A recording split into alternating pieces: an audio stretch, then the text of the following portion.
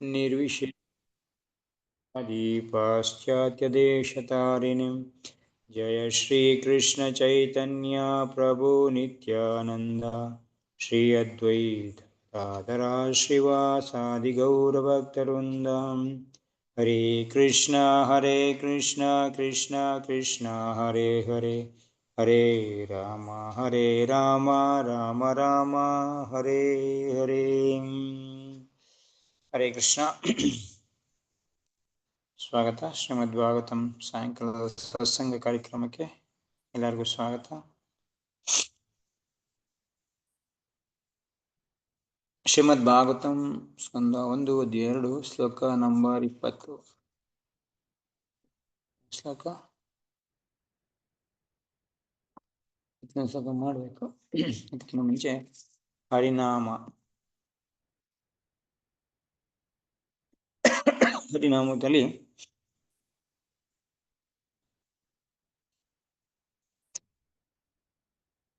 ಆನಂದಾಮೃತವರ್ಧನಂ ಪ್ರತಿಪದಾಂ ಪೂರ್ಣಾಮೃತಸ್ವಾದನಂ ಚೇತೋದರ್ಪಣಮಾರ್ಜನಂ ಭವಮಾಧಾವಾಗ್ನಿರ್ವಾಪಣಂ ಶ್ರೇಯಂ ಕೈರವಚಂದ್ರಿಕಾ ವಿತರಣಂ ವಿದ್ಯಾವಧು ಜೀವನಂ ಆನಂದಾಂಬುಧಿವರ್ಧನಂ ಪ್ರತಿಪದಾಂ ಪೂರ್ಣಾಮೃತಸ್ವಾದನಂ ಸರ್ವಾತ್ಮಸ್ನಪನ್ನಂ ಪರಂ ವಿಜಯತೆ ಶ್ರೀಕೃಷ್ಣ ಸಂಕೀರ್ತನಂ. ಹರಿನಾಮ ಶ್ರೀಕೃಷ್ಣ ಸಂಕೀರ್ತನಕ್ಕೆ ಸರ್ವಾತ್ಮ ಸ್ನಪನ್ನ. ಓಕೆ, ಇದು ಸರಿಗೆ ಯಾರು ಅರ್ಥ ಆಗಿಲ್ಲ ಅಂದ್ಬಿಟ್ಟು ಮತ್ತೊಂದು ಸರಿ ಮಾಡಿ ಅಂತ ಹೇಳಿದ್ರು. ಸೊ ಇವತ್ತು ಆದಷ್ಟು ಅದನ್ನ ಕ್ಲಿಯರ್ ಮಾಡೋಣ. ಇವತ್ತು ಮೊದಲನೇ ಶ್ಲೋಕ ಕಂಪ್ಲೀಟ್ ಆಗುತ್ತೆ ಅಷ್ಟು.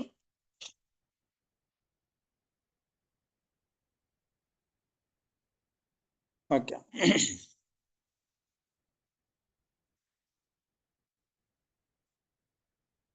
ಚೇತೋದರ್ಪಣ ಮಾರ್ಜನಂ ಬಹುಮಹಾದಾವಗ್ನಿರ್ವಾಪಣಂ ಶ್ರೇಯಂ ಕೈರವಚಂದ್ರಿಕಾ ವಿತರಣಂ ವಿದ್ಯಾವಧು ಜೀವನಂ ಆನಂದಾಂಬುಧಿವರ್ಧನಂ ಪ್ರತಿಪದಾಂ ಪೂರ್ಣಾಮೃತ ಸ್ವಾದನಂ. ಆನಂದಾಂಬುಧಿವರ್ಧನಂ ಪ್ರತಿಪದಾಂ ಪೂರ್ಣಾಮೃತ ಸ್ವಾದನಂ. ಇದರಲ್ಲಿ ಜೀವಿ ಏನ್ ಮಾಡ್ತಾ ಇದೆ? ಆನಂದನ ಅನುಭವಿಸ್ತಾ ಇದೆ. ಓಕೆ, ಜೀವಿ ಆನಂದನ ಅಂಬುದಿ, ಆನಂದನ ತುಂಬಾ ಅಂಬುದಿ ಅಂದ್ರೆ ಸಮುದ್ರದ ರೀತಿ ಆನಂದನ ಅನುಭವಿಸ್ತಾ ಇದ್ದಾನೆ. ಮತ್ತೆ ಅದು ಯಾವ ರೀತಿ? ಪ್ರತಿ ಪದಾಂ ಪೂರ್ಣ ಅಮೃತ ಸ್ವಾದನ, ಪ್ರತಿ ಪದದಲ್ಲೂ ಕೂಡ ಪೂರ್ಣನ ಅಮೃತನ ಆಸ್ವಾದನೆ ಮಾಡ್ತಾ ಇದೆ. ಸೊ ಯಾರು ಮಾಡ್ತಾ ಇರೋದು? ಇದು ಜೀವಿ. ಓಕೆ, ಇದು ಯಾರಿಗೆ ಸಿಗ್ತಾ ಇರೋದು? ಯಾಕೆಂದ್ರೆ ಹಿಂದೆಗಡೆ ನಾವು ನೋಡಿದ್ವಲ್ಲ, ಏನು ಚೇತೋ ದರ್ಪಣ ಮಾರ್ಜನಂ ಯಾರಿಗಾಗಿದ್ದು? ಜೀವಿಗೆ. ಮತ್ತೆ ಶ್ರೇಯಂ ಕೈರವಚಂದ್ರಿಕ ವಿತರಣ ಆಗಿದ್ದು ಜೀವಿಗೆ. ಸೊ ಪ್ರತಿಯೊಂದು ಜೀವಿಗೆ. ಆದ್ರಿಂದ ಈ ಆನಂದನೂ ಕೂಡ ಮತ್ತೆ ಪ್ರತಿಪದ ಪೂರ್ಣಾಮೃತ ಸ್ವಾದನೆ ಮಾಡ್ತಾ ಇರೋದು ಕೂಡ ಜೀವಿನೇ. ಓಕೆ, ಸೊ ಇದನ್ನ ಇದುವರೆಗೆ ಏನ್ ಹೇಳ್ತಾ ಇದೀವಿ? ಭಗವಂತ ಅನುಭವಿಸ್ತಾ ಇದ್ದಾನೆ ಅಂತ ಹೇಳ್ತಾ ಇಲ್ಲ. ಓಕೆ, ಆನಂದಾಂಬುಧಿವರ್ಧನ್ ಪ್ರತಿಪದಂ ಪೂರ್ಣಾಮೃತ ಸ್ವಾದನಂ ಇದನ್ನ ಮಾಡ್ತಾ ಇರೋದು ಯಾರು? ಜೀವಿ ಅಂತ ಹೇಳ್ತಾ ಇದೆ. ಈ ಜೀವಿನ ಅನುಭವ. ಇಲ್ಲೊಂದು ಪ್ರಶ್ನೆ ಬರುತ್ತೆ ಇವಾಗ. ಜೀವಿ ಆನಂದನ ವರ್ಧನೆ ಅದು ಆನಂದ ಯಾವ ತರ ಮಾಡ್ತಾ ಇದೆ? ಸಮುದ್ರದೀತ ಆನಂದ, ಮತ್ತೆ ಪ್ರತಿ ಪದದಲ್ಲೂ ಕೂಡ ಪೂರ್ಣ ಅಮೃತನ ಆಸ್ವಾದನೆ ಮಾಡ್ತಾ ಇದೆ. ಈ ಒಂದು ಪ್ರಶ್ನೆ ಏನಂತಂದ್ರೆ, ಇದು ಯಾವ್ದು ಅವಸ್ಥೆ ಜೀವಿಗೆ? ಶುದ್ಧ ಭಕ್ತಿ ಅವಸ್ಥೆ. ಓಕೆ, ಸ್ವಲ್ಪ ಗಮನ ಇಟ್ಕೇಳಿ. ಜೀವಿಗೆ ಇದು ಶುದ್ಧ ಭಕ್ತಿದು ಅವಸ್ಥೆ ಅಲ್ವಾ? ಶುದ್ಧ ಭಕ್ತಿ ಬಿಟ್ಟು ಬೇರೇನಿಲ್ಲ. ಶುದ್ಧ ಭಕ್ತಿಯಿಂದನೇ ಅದು ಈ ಲೆವೆಲ್ಗೆ ಬಂದಿರೋದು. ಶುದ್ಧ ಭಕ್ತಿಯಿಂದನೇ ಪ್ರತಿ ಪದದಲ್ಲೂ ಕೂಡ ಪೂರ್ಣ ಅಮೃತನ ಆಸ್ವಾದನೆ ಮಾಡಿದ್ದು ಇನ್ನೇ ನೋಡಿದ್ವಿ. ಸೊ ಈ ಅವಸ್ಥೆ, ಶುದ್ಧ ಭಕ್ತಿ ಅವಸ್ಥೆಯಲ್ಲಿ ಜೀವಿ ಸುಖನ ಅನುಭವಿಸೋದು ಅಷ್ಟು ಚೆನ್ನಾಗಿಲ್ಲ. ಯಾಕೆ ಅಂತಂದ್ರೆ ಇದನ್ನ ಯಾಕೆ ಮಾಡ್ತಾ ಇದ್ದಾನೆ ಅವನು? ಭಗವಂತನ ತೃಪ್ತಿಗೋಸ್ಕರ. ಗೊತ್ತಾನೆ? ಭಗವಂತನ ತೃಪ್ತಿಗೋಸ್ಕರ ಮಾಡ್ತಾ ಇರೋದು. ಇವನು ಹೆಂಗೆ ತೃಪ್ತಿ ಅನುಭವಿಸ್ತಾನೆ, ಆನಂದ ಅನುಭವಿಸ್ತಾನೆ? ಇಷ್ಟೊಂದು ಹೆಂಗ್ ಸಾಧ್ಯ ಇದು? ಯಾವಾಗ ಇದು ಮಾಡ್ತಾರ ಕಾರ್ಯ ಯಾವ್ದಕ್ಕೆ? ಭಗವಂತ ತೃಪ್ತಿ ಅಂತ. ಭಗವಂತನ ತೃಪ್ತಿಗೋಸ್ಕರ ಜೀವಿ ಮಾಡ್ತಾ ಇರೋದು. ಸೊ ಜೀವಿ ಆನಂದ ಹೊಂದುತ್ತಾ ಇರೋದು ಅದು ಇಲ್ಲಿ ಈ ತರ ಆನಂದನ ಅನುಭವಿಸ್ತಾ ಇರೋದು ಜೀವಿ. ಜೀವಿ ಶುದ್ಧ ಭಕ್ತಿ ಅವಸ್ಥೆಯಲ್ಲಿ ತನಗೋಸ್ಕರ ಸುಖನ ಅನುಭವಿಸ್ಬಾರ್ದು, ಸುಖ ಆನಂದನ ಅನುಭವಿಸ್ಬಾರ್ದು ಅಲ್ವಾ? ಆದ್ರೆ ಇಲ್ಲಿ ಜೀವಿಗೆ ಅವಸ್ಥೆ ಆಗ್ತಾ ಇರೋದು, ಇಲ್ಲಿ ನೋಡ್ಕೊ ಬಂದಿದ್ದೀವಿ, ಜೀವಿಗೆ ಆನಂದ ಅವಸ್ಥೆ ಮತ್ತೆ ಪ್ರತಿಪದ ಪೂರ್ಣ ಅಮೃತ ಆಸ್ವಾದನೆ ಮಾಡ್ತಾ ಇರೋದು ಜೀವಿನೇ. ಹಿಂಗಿದ್ಮೇಲೆ ಇದು ವಿರೋಧಾಭಾಸ ಆಗಿಲ್ವಾ? ಸೊ ಜೀವಿ ಏನೇ ಮಾಡ್ತಾ ಇದ್ರು ಕೂಡ ಭಗವಂತನ ತೃಪ್ತಿಗೋಸ್ಕರ ಆನಂದಕ್ಕೋಸ್ಕರ ಮಾಡ್ತಾ ಇದೆ. ಸೊ ಭಗವಂತನ ತೃಪ್ತಿ ಮಾಡ್ಬೇಕೇ ಹೊರತು ತಾನ್ ತೃಪ್ತಿ ಆಗ್ಬಾರ್ದು. ಆದ್ರೆ ಇಲ್ಲಿ ಈ ಅವಸ್ಥೆಯಲ್ಲಿ ತಾನ್ ತೃಪ್ತಿ ಆಗ್ತಾ ಇದೆ. ಹೇಗೆ ಇದು ಹೆಂಗೆ ಅಂತ ಇದಕ್ಕೋಸ್ಕರ ಇದು ಕ್ಲಿಯರ್ ಮಾಡಕ್ಕೋಸ್ಕರ ಚೈತನ್ಯ ಮಹಾಪ್ರಭು ಏನ್ ಮಾಡ್ತಾ ಇದಾರೆ, ನೆಕ್ಸ್ಟ್ ವರ್ಡ್ ಹೇಳ್ತಾ ಇದಾರೆ, ಸರ್ವಾತ್ಮ ಸ್ನಪನ್ನಂ.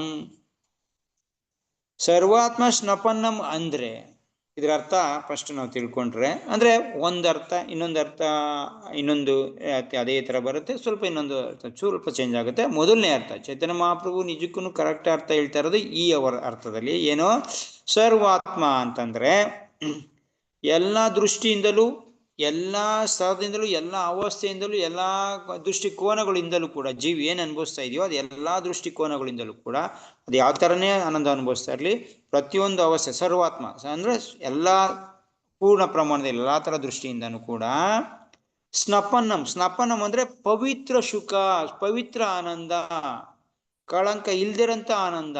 ಅಂದ್ರೆ ಅರ್ಥ ಜೀವಿ ಅನುಭವಿಸ್ತಾ ಇರೋದು ಯಾವ ರೀತಿ ಅಂತಂದ್ರೆ ಶುದ್ಧ ಆನಂದ. ಶುದ್ಧ ಆನಂದ ಅಂದ್ರೆ ಯಾವ ತರ ಶುದ್ಧ ಆನಂದ? ಯಾವಾಗ ಇವನ್ ಮಾಡೋ ಕ್ರಿಯೆಯಿಂದ ಭಗವಂತ ತೃಪ್ತಿ ಆಗ್ತಾನೆ, ಇವನ್ ಮಾಡೋ ಭಕ್ತಿಯಿಂದ, ಇವನ್ ಮಾಡೋ ಕ್ರಿಯೆಯಿಂದ ಭಗವಂತ ತೃಪ್ತಿ ಆಗ್ತಾನೆ, ಭಗವಂತ ತೃಪ್ತಿ ಆದ್ಮೇಲೆ ಬಂದಿರೋಂಥ ಆನಂದ ಇದಕ್ಕೆ ಜೀವಿಗೆ. ಅದನ್ನೇ ಹೇಳಕ್ಕೋಸ್ಕರ ಸರ್ವಾತ್ಮ ಸ್ನಪನ್ನಂ ಅಂತ ಈ ವರ್ಣ ಚೈತನ್ಯ ಮಹಾಪ್ರಭು ಹೇಳ್ತಾ ಇರೋದು. ಸರ್ವಾತ್ಮ ಅಂತಂದ್ರೆ ಪ್ರತಿಯೊಂದು ವಿಧದಲ್ಲೂ ಕೂಡ, ಪ್ರತಿ ಕ್ಷಣದಲ್ಲಿ ಪ್ರತಿಯೊಂದು ವಿಧದಲ್ಲೂ ಕೂಡ. ಮತ್ತೆ ಸ್ನಪನ್ನಂ ಅಂತಂದ್ರೆ ಪವಿತ್ರವಾಗಿರೋದು, ಶುದ್ಧವಾಗಿರೋದು, ಪರಮ ಪವಿತ್ರವಾಗಿರೋಂಥ ಒಂದು ಅರ್ಥ. ಆ ಅರ್ಥದಲ್ಲಿ ನೋಡಿದ್ರೆ ಜೀವಿ ಅನುಭವಿಸ್ತಾರ ಸುಖ ಯಾವ ತರ? ಭಗವಂತ ಅನುಭವಿಸ ಆದ್ಮೇಲೆ ಅದು ಸುಖ ಅನುಭವಿಸ್ತಾ ಇದೆ. ಇದರಲ್ಲಿ ಈ ಭೌತಿಕ ಪ್ರಪಂಚದಲ್ಲಿ ಅನುಭವಿಸೋ ತರ ಏನೋ ಅಪವಿತ್ರ ಸುಖ ಅಲ್ಲ ಇದು. ಅಪವಿತ್ರ ನೋಡಿ, ಈ ಭೌತಿಕ ಸುಖದಲ್ಲಿ ಯಾವ ತರ ಇದೆ? ನಾವು ಸುಖ ಅನುಭವಿಸ್ತಾ ಇರೋದು ನಮ್ಮ ಇಂದ್ರಿಯ ತೃಪ್ತಿ ಪಟ್ಟಿ, ಇಲ್ಲ ಇನ್ನೊಬ್ರದ್ದು ಕಷ್ಟ ನೋಡಿ ಸುಖ ಅನುಭವಿಸ್ತಾ, ಆನಂದ ನೋಡಿ ಅನುಭವಿಸ್ತಾ ಇರ್ಬೋದು, ಇಲ್ಲ ನಮಗ್ ಬಂದಂತ ತೃಪ್ತಿಯಿಂದ ನಾವು ಅನುಭವಿಸ್ತಾ ಇರ್ಬೋದು. ಸೊ ಇದರಲ್ಲಿ ಅಪವಿತ್ರತೆ ಇದೆ, ನಮಗೋಸ್ಕರ ನಾವು ಮಾಡ್ತಾ ಇದೀವಿ ಅಂತ. ಕೆಳಮಟ್ಟದ ವಸ್ತು ಅಂದ್ರೆ ಈ ಕೆಟ್ಟ ವಸ್ತುಗಳಿಂದ ನಮ್ಗೆ ಏನು ಅನುಭವಿಸಬಾರ್ದು ಆನಂದ, ಆ ವಸ್ತುಗಳಿಂದ ನಮಗೆ ಬರ್ತಾ ಇದೆ, ಅಪವಿತ್ರವಾಗಿದೆ. ಈ ಭೌತಿಕ ಪ್ರಪಂಚದಲ್ಲಿ ಬರ್ತಾರ ಆನಂದ, ಈ ಆನಂದ ಜೀವಿ ಅನುಭವಿಸ್ತಾ ಇರುತ್ತೆ. ಆದ್ರೆ ಇಲ್ಲಿ ಜೀವಿ ಅನುಭವಿಸ್ತಾ ಇದೆಯೋ ಆನಂದ ಅಂಬುದಿವರ್ಧನಂ ಪ್ರತಿಪದಲ್ಲೂ ಪೂರ್ಣಾಮೃತನ, ಅದು ಇದು ಜೀವಿ ಅದು ಮಾಡದಂತ ಸೇವೆಯಿಂದ ಭಗವಂತ ಆನಂದ ಆಗಿ ಭಗವಂತನ ಆನಂದ ನೋಡಿ ಜೀವಿಗಾಗಿರೋಂಥ ಆನಂದ ಇಲ್ಲಿ ಹೇಳ್ತಾ ಇರೋದ. ಸೊ ಈ ಸುಖ ಯಾವ ಪ್ರಕಾರದ್ದು? ಆನಂದವು ವರ್ಧನೆ ಆಗ್ತದೆ, ಪ್ರತಿ ಪದದಲ್ಲೂ ಕೂಡ ಆಗ್ತಾ ಇದೆ, ಪೂರ್ಣ ಅಮೃತದ ಅನುಭವ ಆಗ್ತಾ ಇದೆ. ಇದು ಅಪವಿತ್ರ ಆಗಿಲ್ಲ, ಯಾವುದೇ ಕಲುಷಿತವಾಗಿಲ್ಲ ಇದರಲ್ಲಿ, ಮತ್ತೆ ಯಾವುದರಿಂದನೂ ಮಿಕ್ಸ್ ಆಗಿಲ್ಲ, ಪ್ಯೂರ್ ಶುದ್ಧ ಆನಂದ ಅಂದ್ರೆ ಶುದ್ಧವಾಗಿರೋಂಥದ್ದು ಭಗವಂತನಿಂದ ಬಂದಂತ ಆನಂದ ಅನುಭವಿಸ್ತಾ ಇದೆ. ಇದರಲ್ಲಿ ಇಂದ್ರಿಯ ತೃಪ್ತಿ ಭಾವನೆ ಇಲ್ಲ. ಇದಕ್ಕೆ ತನ್ನ ಇಂದ್ರಿಯ ತೃಪ್ತಿ ಭಾವನೆ ಇಲ್ಲ. ನೋಡಿ ಈ 6 ಅವಸ್ಥೆ ಏನಿದೆಯೇ, ಚೇತದರ್ಪಣ ಮಾರ್ಗಂ ಭವ ಮಹಾತಾವಗ್ನಿ ನಿರ್ವಾಪನ ಆಗಿದೆ, ಈ ಶ್ರೇಯಂ ಕೈರವ ಚಂದಿಕೆ ಇದೆಲ್ಲ ಆದ್ಮೇಲೆ ಈ ಕೃಷ್ಣನ ಆನಂದವು ಏನಂತ ನೈರ್ಮಲ್ಯ, ಇನ್ನೊಂದು ವರ್ಡ್ ತಿಳಿಸ್ತಾರೆ ಇಲ್ಲಿ, ನೈರ್ಮಲ್ಯ ಅಂತ. ಶುದ್ಧ ಪ್ಯೂರ್, ನೈರ್ಮಲ್ಯ ಅಂದ್ರೆ ನಿರ್ಮಲ, ಪೂರ್ಣವಾಗಿರುವಂತ ನಿರ್ಮಲ, ಒಂದು ಚೂರು ಕೂಡ ಅದರಲ್ಲಿ ಕಳಂಕ ಇಲ್ಲದೆ ಇರುವಂತ ನಿರ್ಮಲ. ಈಗ ಚಂದ್ರನಲ್ಲಿ ಏನಂತ ಹೇಳ್ತೀವಿ, ಬೆಳದಿಂಗಳು ಯಾವ್ದನ್ನ ನಿರ್ಮಲವಾಗಿರೋದು, ಶಾಂತವಾಗಿರೋದು ಅಂತ, ಆ ತರ. ಮತ್ತೆ ನಿರ್ಮಲಕ್ಕೆ ಇನ್ನೊಂದು ಹೇಳ್ತಾರೆ, ಇದು ಸ್ವಕಾಮ ಸ್ವಭೋಗ ರಹಿತವಾಗಿರೋದು. ಸ್ವಕಾಮ ತನ್ನ ಕಾಮನ ಹೊರತುಪಡಿಸಿ ಸ್ವಭೋಗ ತನ್ನ ಭೋಗನ ರಹಿತ ಬಿಟ್ಟು ಇರಂತ ಆನಂದ. ಯಾವುದು ಇಲ್ಲಿ ಜೀವಿ ಅನುಭವಿಸ ಏನು ಈ ಜೀವಿ ಹೇಳ್ತಾ ಇದ್ದೋ, ಯಾಕಿದು ಇದು ಈ ಪಾಯಿಂಟ್ನ ಒತ್ತಿ ಹೇಳ್ತಾ ಇದ್ದಾರೆ ಸರ್ವಾತ್ಮ ಸ್ನಪನಂ ಒಂದು ಇದಾಗಿ ಹೇಳ್ತಾರೆ ಅಂತಂದ್ರೆ ಚೈತನ್ಯ ಮಹಾಪ್ರಭು ಜೀವಿಗೆ ಬರ್ತಾರ ಆನಂದ ಯಾವ ಥರ ಆನಂದ, ಈ ನೋಡಿ ಅದು ಅನುಭವಿಸ್ತಾ ಇರೋ ಆನಂದ ಏನಾಗಿದೆ, ಅಂಬೂದಿ ಥರ ಇದೆ, ಸಮುದ್ರದ ರೀತಿ ಅಷ್ಟೊಂದು ಆನಂದ ಇದೆ. ಮತ್ತೆ ಅದು ಪ್ರತಿ ಪದದಲ್ಲೂ ಕೂಡ ಆನಂದನ ಅನುಭವಿಸ್ತಾ ಇದೆ, ಪ್ರತಿ ಹೆಜ್ಜೆಯಲ್ಲೂ ಕೂಡ ಪ್ರತಿ ಪದದಲ್ಲೂ ಕೂಡ ಆನಂದನ ಅನುಭವಿಸ್ತಾ ಇದೆ. ಈ ಆನಂದ ಯಾವ ಥರ, ಶುದ್ಧವಾಗಿರೋಂಥ ಆನಂದ, ಭಗವಂತ ಮಾಡಿ ಬಿಟ್ಟಾದ್ಮೇಲೆ ಬಂದಂಥ ಆನಂದ ಎಲ್ಲ ವಿಧದಲ್ಲೂ ಕೂಡ. ಅಂದ್ರೆ ಈಗ ನೋಡಿ ಏನು ಆನಂದ ಅನುಭವಿಸ್ತಾ ಇದೆ, ಅದು ಪ್ರಸಾದದಲ್ಲಿ ಊಟ ತಿನ್ನೋದ್ರಲ್ಲಿ ಆನಂದ ಅನುಭವಿಸ್ತಾ ಇದೆ, ಭಗವಂತ ತಿಂದ್ಬಿಟ್ಟಂತ ಆಹಾರದಲ್ಲಿ ಅದು ಆನಂದ ಅನುಭವಿಸ್ತಾ ಇದೆ. ಮತ್ತೆ ಖುಷಿನ ಅನುಭವಿಸ್ತಾ ಇದೆ, ಭಗವಂತ ಕೀರ್ತನೆ ಕೇಳಿ ಖುಷಿ ಆಗ್ತಾಯಿದೆ, ಅವನ ಖುಷಿ ನೋಡ್ಬಿಟ್ಟು ಇವನ್ಗೆ ತೃಪ್ತಿ ಆಗ್ತಾ ಇದೆ. ಸೊ ಭಗವಂತಂಗೆ ಅಲಂಕಾರ ಮಾಡ್ತಾ ಇದ್ದಾನೆ, ಅಲಂಕಾರ ಮಾಡಿ ನೋಡಾದ್ಮೇಲೆ ಭಗವಂತ ತುಂಬಾ ಸುಂದರವಾಗಿ ಕಾಣ್ತಾ ಇದ್ದಾನೆ, ಭಗವಂತ ತನ್ನ ಸುಂದರತೆ ನೋಡಿ ಅವನಿಗೆ ತುಂಬಾ ಆನಂದ ಆಗ್ತಾ ಇದೆ, ಆ ಆನಂದ ನೋಡ್ಬಿಟ್ಟು ಇವನ್ಗೆ ಆನಂದ ಆಗ್ತಾ ಇದೆ, ಇವನ ಆನಂದ ನೋಡಿ ಭಗವಂತಂಗೆ ಆನಂದ ಇದೆ. ಸೊ ಈ ತರ ಆಗಿ ಒಂದು ಶುದ್ಧವಾಗಿರಂತ ಆನಂದ ಇದು. ಚೈತನ್ಯ ಬಾಬು ಈ ಒಂದು ವರ್ಡ್ನ ಸೇರಿಸಿದ ಅದಕ್ಕೆ. ಆದ್ರೆ ಮತ್ತೆ ಮತ್ತೆ ಇದನ್ನ ಯಾವ ಥರ ಹೇಳ್ತಾರೆ ಅಂದ್ರೆ, ನಾವು ಈ ಪ್ರಪಂಚದಲ್ಲಿ ಅನುಭವಿಸ್ತಾ ಇರೋ ಆನಂದ ಯಾವುದು, ಸ್ವಾರ್ಥದಿಂದ ಕೂಡಿರೋದು, ಇಚ್ಛೆಯಿಂದ ಕೂಡಿರೋಂಥದ್ದು,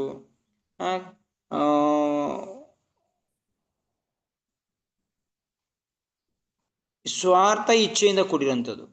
ಆದರೆ ಈ ಭೌತಿಕ ಪ್ರಪಂಚದಲ್ಲಿ ಈ ಆನಂದನ ಯಾವುದಕ್ಕೂ ಹೋಲ್ಸಕ್ಕಾಗೋದಿಲ್ಲ. ಒಂದು ವಿಷಯ ಬಿಟ್ಟು, ತಾಯಿ ತನ್ನ ಮಗುಗೆ ಕೊಡೋಂಥ ಆನಂದನ ಬಿಟ್ಟು ತನ್ನ ಮಗುಗೆ ಕೊಡೋದ್ರಲ್ಲಿ ಆನಂದ ಅನುಭವಿಸ್ತಾಳಲ್ಲ, ಇದೊಂದು ಆನಂದ ಬಿಟ್ಟು ಇದು ಹತ್ತತ್ರಕ್ಕೆ ಸ್ವಲ್ಪ ಪೂರ್ಣ ಪ್ರಮಾಣದಲ್ಲಿ ಅಲ್ದಿದ್ರು ಕೂಡ ಸ್ವಲ್ಪ ಮಟ್ಟಿಗೆ ಇದನ್ನ ಉದಾಹರಣೆ ಕೊಡ್ಬೋದು. ಈ ತರ ಆನಂದನ ಅನುಭವಿಸ್ತಾ ಇರೋದು ಯಾರು, ಜೀವಿ. ತಾಯಿ ತನ್ನ ಮಗುಗೆ ಕೊಟ್ಟಂತ ಆಹಾರದಿಂದ ಹೊಟ್ಟೆ ತುಂಬ್ತಾ ಇರೋದು ಯಾರಿಗೆ, ಮಗುಗೆ. ಆನಂದ ಅನುಭವಿಸ್ತಾ ಇರೋದು ಯಾರು, ಇವಳು. ಪೂರ್ಣ ಆನಂದನ, ಮಗುಗಿನ ಜಾಸ್ತಿ ಆನಂದ ಅನುಭವಿಸ್ತಾ ಇರೋದು ಇವಳು ಅಲ್ವಾ. ಮಗು ಹೊಟ್ಟೆ ತುಂಬಿದಕ್ಕೆ ಆನಂದ ಅನುಭವಿಸ್ತದೆ, ಅದೇ ಪೂರ್ಣ ತೃಪ್ತಿ ಆಗ್ತಾ ಇರೋದು ಯಾರಿಗೆ, ತಾಯಿಗೆ. ಸೊ ಈ ದೃಷ್ಟಿಲಿ ನೋಡಿದಾಗ ಜೀವಿಗೆ ಭಗವಂತನ ಆನಂದ, ಭಗವಂತನ ಸೇವೆ ಮಾಡಿದ್ರಿಂದ ಆ ಜೀವಿಗೆ ಆನಂದ ಆಗ್ತಾ ಇದೆ. ಇದನ್ನೇ ಇಲ್ಲಿ ಸರ್ವಾತ್ಮ ಸ್ನಪನ್ನಂ, ಪೂರ್ಣ ಆನಂದನ ಅನುಭವಿಸ್ತಾ ಇರೋದು, ಪೂರ್ಣ ಆನಂದ, ಶುದ್ಧವಾಗಿರೋದು, ನೈರ್ಮಲ್ಯದಿಂದ ಕೂಡಿರೋದು, ನಿರ್ಮಲವಾಗಿರೋಂಥದ್ದು. ಸೊ ಈ ಆನಂದ ಅಂತ ಅಂದ್ರೆ ನಿರ್ಮಲವಾಗಿರೋಂಥ ಸ್ನಾನ ಮಾಡ್ತಾ ಇರೋದು ಅಂತ, ನಿರ್ಮಲವಾಗಿರೋಂಥ, ಅದಕ್ಕೆ ಏನೋ ತನ್ನ ಹೃದಯದಲ್ಲಿ ತನ್ನ ಆ ನಿರ್ಮಲವಾಗಿರೋಂಥ ಆನಂದನ, ಶುದ್ಧವಾಗಿರೋಂಥ ಆನಂದನ ಅನುಭವಿಸ್ತಾ ಇರೋದು ಅಂತ ಹೇಳ್ಬೋದು. ಇದು ಭಕ್ತನಿಗೆ ಸಿಗ್ತಾ ಇರೋ ಆನಂದ. ಇದು ಏನು ಬರೀ ಇಂದ್ರಿಯ ತೃಪ್ತಿ ಆನಂದ ಅಲ್ಲ, ಸ್ವಾಭಾವಿಕ ಸುಖ. ಸ್ವಾಭಾವಿಕ ಅಸ್ವಾಭಾವಿಕ ಎರಡು ತರ ಇದೆ. ಸ್ವಾಭಾವಿಕ ಅಂತಂದ್ರೆ ಈ ಭೌತಿಕ ಪ್ರಪಂಚದಲ್ಲಿ ನಾವು ಅನುಭವಿಸ್ತೀವಲ್ಲ, ಇದು ಸ್ವಾಭಾವಿಕ ಅಲ್ದಿರೋ ಸುಖ. ಒಂದ್ ರೀತಿ ಏನ್ ಮಾಡ್ತೀವಿ, ಕಷ್ಟದಿಂದ ತಗೊಳ್ಳೋದು.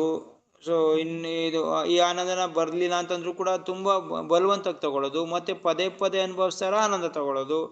ಸೊ ಈ ತರ ಆಗ್ತಾ ಇದೆ. ಆದ್ರೆ ಇಲ್ಲಿ ಸ್ವಾಭಾವಿಕ ಆನಂದ ಇದೆ, ಮತ್ತೆ ಮತ್ತೆ ಆ ಆನಂದನ ಮತ್ತೆ ಮತ್ತೆ ಅನುಭವಿಸ್ಬೇಕು ಅನ್ನೋ ಭಾವನೆ ಬರ್ತಾ ಇದೆ. ಸೊ ಭೌತಿಕರಾದ್ರೆ ಒಂದ್ಸರಿ ಅನುಭವಿಸಿದ ಆನಂದ ಇನ್ನೊಂದ್ಸರಿ ಅನುಭವಿಸೋದ್ರ ಒಂಥರ ಬೇಜಾರಾಗ್ತದೆ. ಇಲ್ಲಿ ಆ ಥರ ಆಗ್ತಾ ಇಲ್ಲ, ಸ್ವಾಭಾವಿಕವಾಗಿ ಭಕ್ತಿ ಆನಂದ ಇದೆ ಜೀವಿಗೆ. ಸೊ ಸ್ವಾಭಾವಿಕವಾಗಿ ಅಂದ್ರೆ ಭಗವಂತನ ತೃಪ್ತಿಲಿ ಮತ್ತೆ ಮತ್ತೆ ಅದು ಆನಂದ ಅನುಭವಿಸ್ತಾ ಇದೆ ಪ್ರತಿ ಪದದಲ್ಲೂ ಕೂಡ. ದಿವ್ಯ ಅವಸ್ಥೆನ ಯಾವ ಥರ ಹೇಳ್ತಾರೆ ಅಂತಂದ್ರೆ, ಈ ಅವಸ್ಥೆಗೆ ಒಂದು ಉದಾಹರಣೆ ಯಾವುದು ಅಂತಂದ್ರೆ ರಾಧಾ ತನ್ನ ಗೋಪಿಕಾಸ್ತ್ರೀಯರ ಜೊತೆ, ರಾಧಾ ಏನ್ ಮಾಡ್ತಾ ಇದ್ದಾಳೆ, ಕೃಷ್ಣನಿಗೆ ಸೇವೆ ಮಾಡಕ್ ಹೋಗ್ತಾ ಇದ್ದಾಳೆ. ಸೇವೆ ಮಾಡಕ್ ಹೋಗುವಾಗ ಅವಳೊಬ್ಳೆ ಹೋಗ್ತಾ ಇಲ್ಲ, ಜೊತೆಗೆ ಗೋಪಿಕಾಸ್ತ್ರೀಯರನ್ನು ಕರ್ಕೊಂಡು ಹೋಗ್ತಾ, ಅಂದ್ರೆ ತನ್ನ ಅಷ್ಟಸಖಿ, ಮುಖ್ಯವಾಗಿ ಅಷ್ಟಸಖಿನ ಕರ್ಕೊಂಡು ಹೋಗ್ತಾ ಇದ್ದಾಳೆ. ಈ ಅಷ್ಟಸಖಿನ ಸೇರಿಸ್ಕೊಂಡು ಅವಳು ಕೃಷ್ಣನಿಗೆ ಯಾವಾಗ ಸೇವೆ ಮಾಡ್ತಾಳೋ, ಆ ಸೇವೆಯಿಂದ ಬಂದಂತ ಆನಂದ ಏನಾಗ್ತಾ ಇದೆ ಇವ್ರಿಗೆ, ಆ ಸೇವೆ ಮಾಡ್ತಾ ಇದ್ದಾರೆ, ಕೃಷ್ಣ ಆನಂದ ಪಡ್ತಾ ಇದ್ದಾನೆ, ಆ ಆನಂದನ ನೋಡಿ ಇವ್ರಿಗೆ ಆನಂದ ಆಗ್ತದೆ. ಯಾವ ಥರನ ಕೃಷ್ಣನ್ಗಿನ್ನ ಜಾಸ್ತಿ ಆನಂದ ಆಗ್ತಾ ಇದೆ. ಕೃಷ್ಣನ್ಗಿನ್ನ ಜಾಸ್ತಿ ಆನಂದ ಆಗಿದ್ನ ಚೈತನ್ಯ ಅಂದರೆ ಕೃಷ್ಣನೇ ನೋಡಿ ಈ ಆನಂದನ ನಾನು ಅನುಭವಿಸ್ಬೇಕು.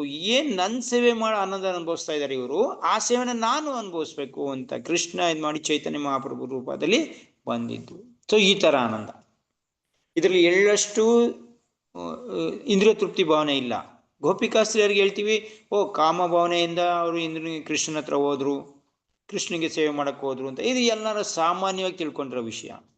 ಆದರೆ ಗೋಪಿಕಾಸ್ತ್ರೀಯರು ಕಾಮಭಾವನೆಯಿಂದಲ್ಲ, ಅವ್ರಿಗೆ ಶುದ್ಧ ಪ್ರೇಮ ಯಾವ ಥರ ಇತ್ತು ಅಂತಂದ್ರೆ, ಕೃಷ್ಣ ಈ ಆನಂದ ಪಡೆಯಕ್ಕೆ ನಮ್ಮನ್ನ ಕರಿತಾ ಇದ್ದಾನೆ, ಕೃಷ್ಣ ಆನಂದನ ನಮ್ಮಿಂದ ಸ್ವೀಕಾರ ಮಾಡ್ತಾ ಇದ್ದಾನೆ, ನಮ್ಮಿಂದ ನಮ್ಮನ್ನ ಅವನು ಇದು ಮಾಡ್ತಾ ಇದ್ದಾನೆ. ಸೊ ನಾವು ಅವನಿಗೆ ಆನಂದ ಕೊಡೋದಷ್ಟೇ ನಮ್ಮ ಕೆಲಸ ಅನ್ನೋ ಭಾವನೆಯಿಂದ ಹೋಗ್ತಾ ಇರೋದವರು.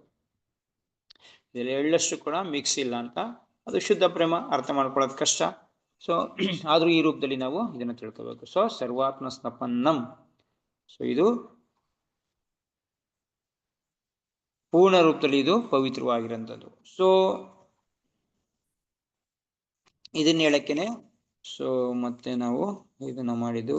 ಸೊ ಏನಾಗ್ತಾ ಇದೆ ಮತ್ತೆ ಇದರಿಗೆ ಈ ಎರಡು ಸರ್ವಾತ್ಮ ಸ್ನಪನ್ನಂ ಯಾವ ಥರ ಇದೆ, ಇದು ಇನ್ನೊಂದು ಅರ್ಥದಲ್ಲಿ ಹೇಳ್ತಾರೆ, ಇನ್ನೊಬ್ರು ಆಚಾರ್ಯರು ಹೇಳ್ತಾರೆ. ಸರ್ವಾತ್ಮ ಸ್ನಪನ್ನಂ ಅಂದ್ರೆ ಇದರಲ್ಲಿ ಎರಡು ಪದಗಳು ಸೇರುತ್ತೆ, ಒಂದು ಸರ್ವಾತ್ಮ ಮತ್ತೆ ಇನ್ನೊಂದು ಸ್ನಪನ್ನಂ. ಸರ್ವಾತ್ಮ ಅಂತಂದ್ರೆ ಏನು, ಇದಕ್ಕೆ ಇನ್ನೊಂದು ಅರ್ಥದಲ್ಲಿ ಕೃಷ್ಣ ಸಂಕೀರ್ತನೆ ಮುಖಾಂತರ ಸುಖ ಸಿಗ್ತಾ ಇರೋದು ಯಾವುದಿದ್ರು ಸಾಯುಜ್ಯ ಮುಕ್ತಿ ಸುಖ ಅಲ್ಲ ಜೀವಿಗೆ. ಸಾಯುಜ್ಯ ಮುಕ್ತಿ ಸುಖ ಅಂತಂದ್ರೆ ಭಗವಂತನಲ್ಲಿ ಲೀನ ಆಗಂಥದ್ದು, ಬ್ರಹ್ಮಜ್ಯೋತಿಲಿ ಲೀನ ಆಗಂತ ಸುಖ. ಅದನ್ನ ಬಯಸ್ತಾ ಇಲ್ಲ, ಅದು ಪೂರ್ಣವಾಗಿ ಧಾಮದಲ್ಲಿ ಇರುವಂತ ಸುಖನ ಪಡಿತಾ ಇರೋದು ಜೀವಿ. ಪೂರ್ಣ ಪ್ರಮಾಣದಲ್ಲಿ ಭಗವಂತನ ಧಾಮ, ಬೇರೆ 4 ಐಶ್ವರ್ಯನ ಭಗವಂತಂದು ಸಾಯುಜ್ಯ ಮುಕ್ತಿ ಬಿಟ್ಟು ಸಾಮೀಪ್ಯ, ಸಾರೂಪ್ಯ, ಸಾಲೋಕ್ಯ, ಅಷ್ಟ ಇದೆಯಲ್ಲ, ಈ ತರ ಸುಖದಲ್ಲಿ ಅದು ಏನಾಗ್ತಾ ಇರೋದು, ಅದಕ್ಕೆ ಆನಂದ ಬರ್ತಾ ಇರೋದು. ಸೊ ಆ ತರ ಸುಖ, ಬ್ರಹ್ಮಾನಂದ ಸುಖದಲ್ಲಿ ಲೀನಾಗಂತ ಸುಖ ಅಲ್ಲ ಇದು ಅಂತ. ಮತ್ತೆ ಇನ್ನೊಂದು ಸ್ವಯಂ ಸುಖ, ಸ್ವಯಂ ಕಾಮನೆಯಿಂದ ಬರ್ತಾ ಇರೋಂಥ ಸುಖ ಅಲ್ಲ ಇದು, ಅದರ ದೋಷದಿಂದ ಮುಕ್ತವಾಗಿರೋದು.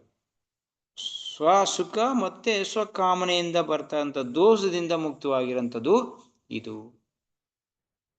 ಸೊ ಈ ತರ ಇನ್ನೊಬ್ರು ಆಚಾರ್ಯ ಹೇಳ್ತಾರೆ. ಸೊ ಟೋಟಲ್ ಅರ್ಥ ಒಂದೇ. ಸೊ ಜೀವಿ ಅನುಭವಿಸ್ತಾರ ಆನಂದ ಶುದ್ಧವಾಗಿರೋದು, ಪವಿತ್ರವಾಗಿರೋದು, ತನ್ನ ಇಂದ್ರಿಯ ಸುಖದ ಅಲ್ಲ ಅಂತ. ಸೊ ಇನ್ನೊಂದು ಕಡೆ ಹೇಳ್ತಾರೆ, ಈ ಸ್ನಾನ ಮಾಡಲು ಈ ಜೀವಿ ಆನಂದ ಅನುಭವಿಸ್ತಾ ಇರೋದು ಒಂದು ರೀತಿ ಸ್ನಾನ ಮಾಡ್ತಾ ಇರೋದು ರೀತಿ, ಅಂದ್ರೆ ತನ್ನ ಜೀವನ ತನ್ನ ಕೊಳೆನ ಕಳ್ಕೊಂತ ಇರೋದು ಜೀವಿ. ಈ ಸ್ನಾನ ಏನ್ ಮಾಡ್ತಾ ಇದೆ, ಸ್ನಾನ ಏನ್ ಮಾಡ್ತಿದ್ವಿ, ಮಡಿ ಆಗಕ್ಕೆ, ಶುದ್ಧ ಆಗಕ್ಕೆ ಅಲ್ಲ. ಈ ಶುದ್ಧತೆ ಯಾವ್ದ್ರಿಂದ ಆಗ್ತಾ ಇದೆ ಹಂಗಾದ್ರೆ, ಇದು ಶುದ್ಧತೆಯ ಜಲ ಯಾವುದು, ಇದು ನೆನ್ನೆ ಅರ್ಥ ಆಗಿದೆ ಅನ್ಸ್ಕೊತೀನಿ ನಿಮ್ಗೆ. ನಾವು ನಾವು ಸ್ನಾನ ಮಾಡಕ್ಕೆ ಯೋಗ್ಯವಾಗಿರುವಂತ ಜಲ ಯಾವುದು ಹಂಗಾದ್ರೆ, ಈಗ ಸ್ನಪನ್ನಂ ಅಂತ ಹೇಳ್ತಾ ಇದೀವಲ್ಲ, ಜೀವಿ ಯಾವ್ದ್ರಿಂದ ಸ್ನಾನ ಮಾಡ್ತಾ ಇದೆ, ಗಂಗಾ ಜಲದಲ್ಲಿ.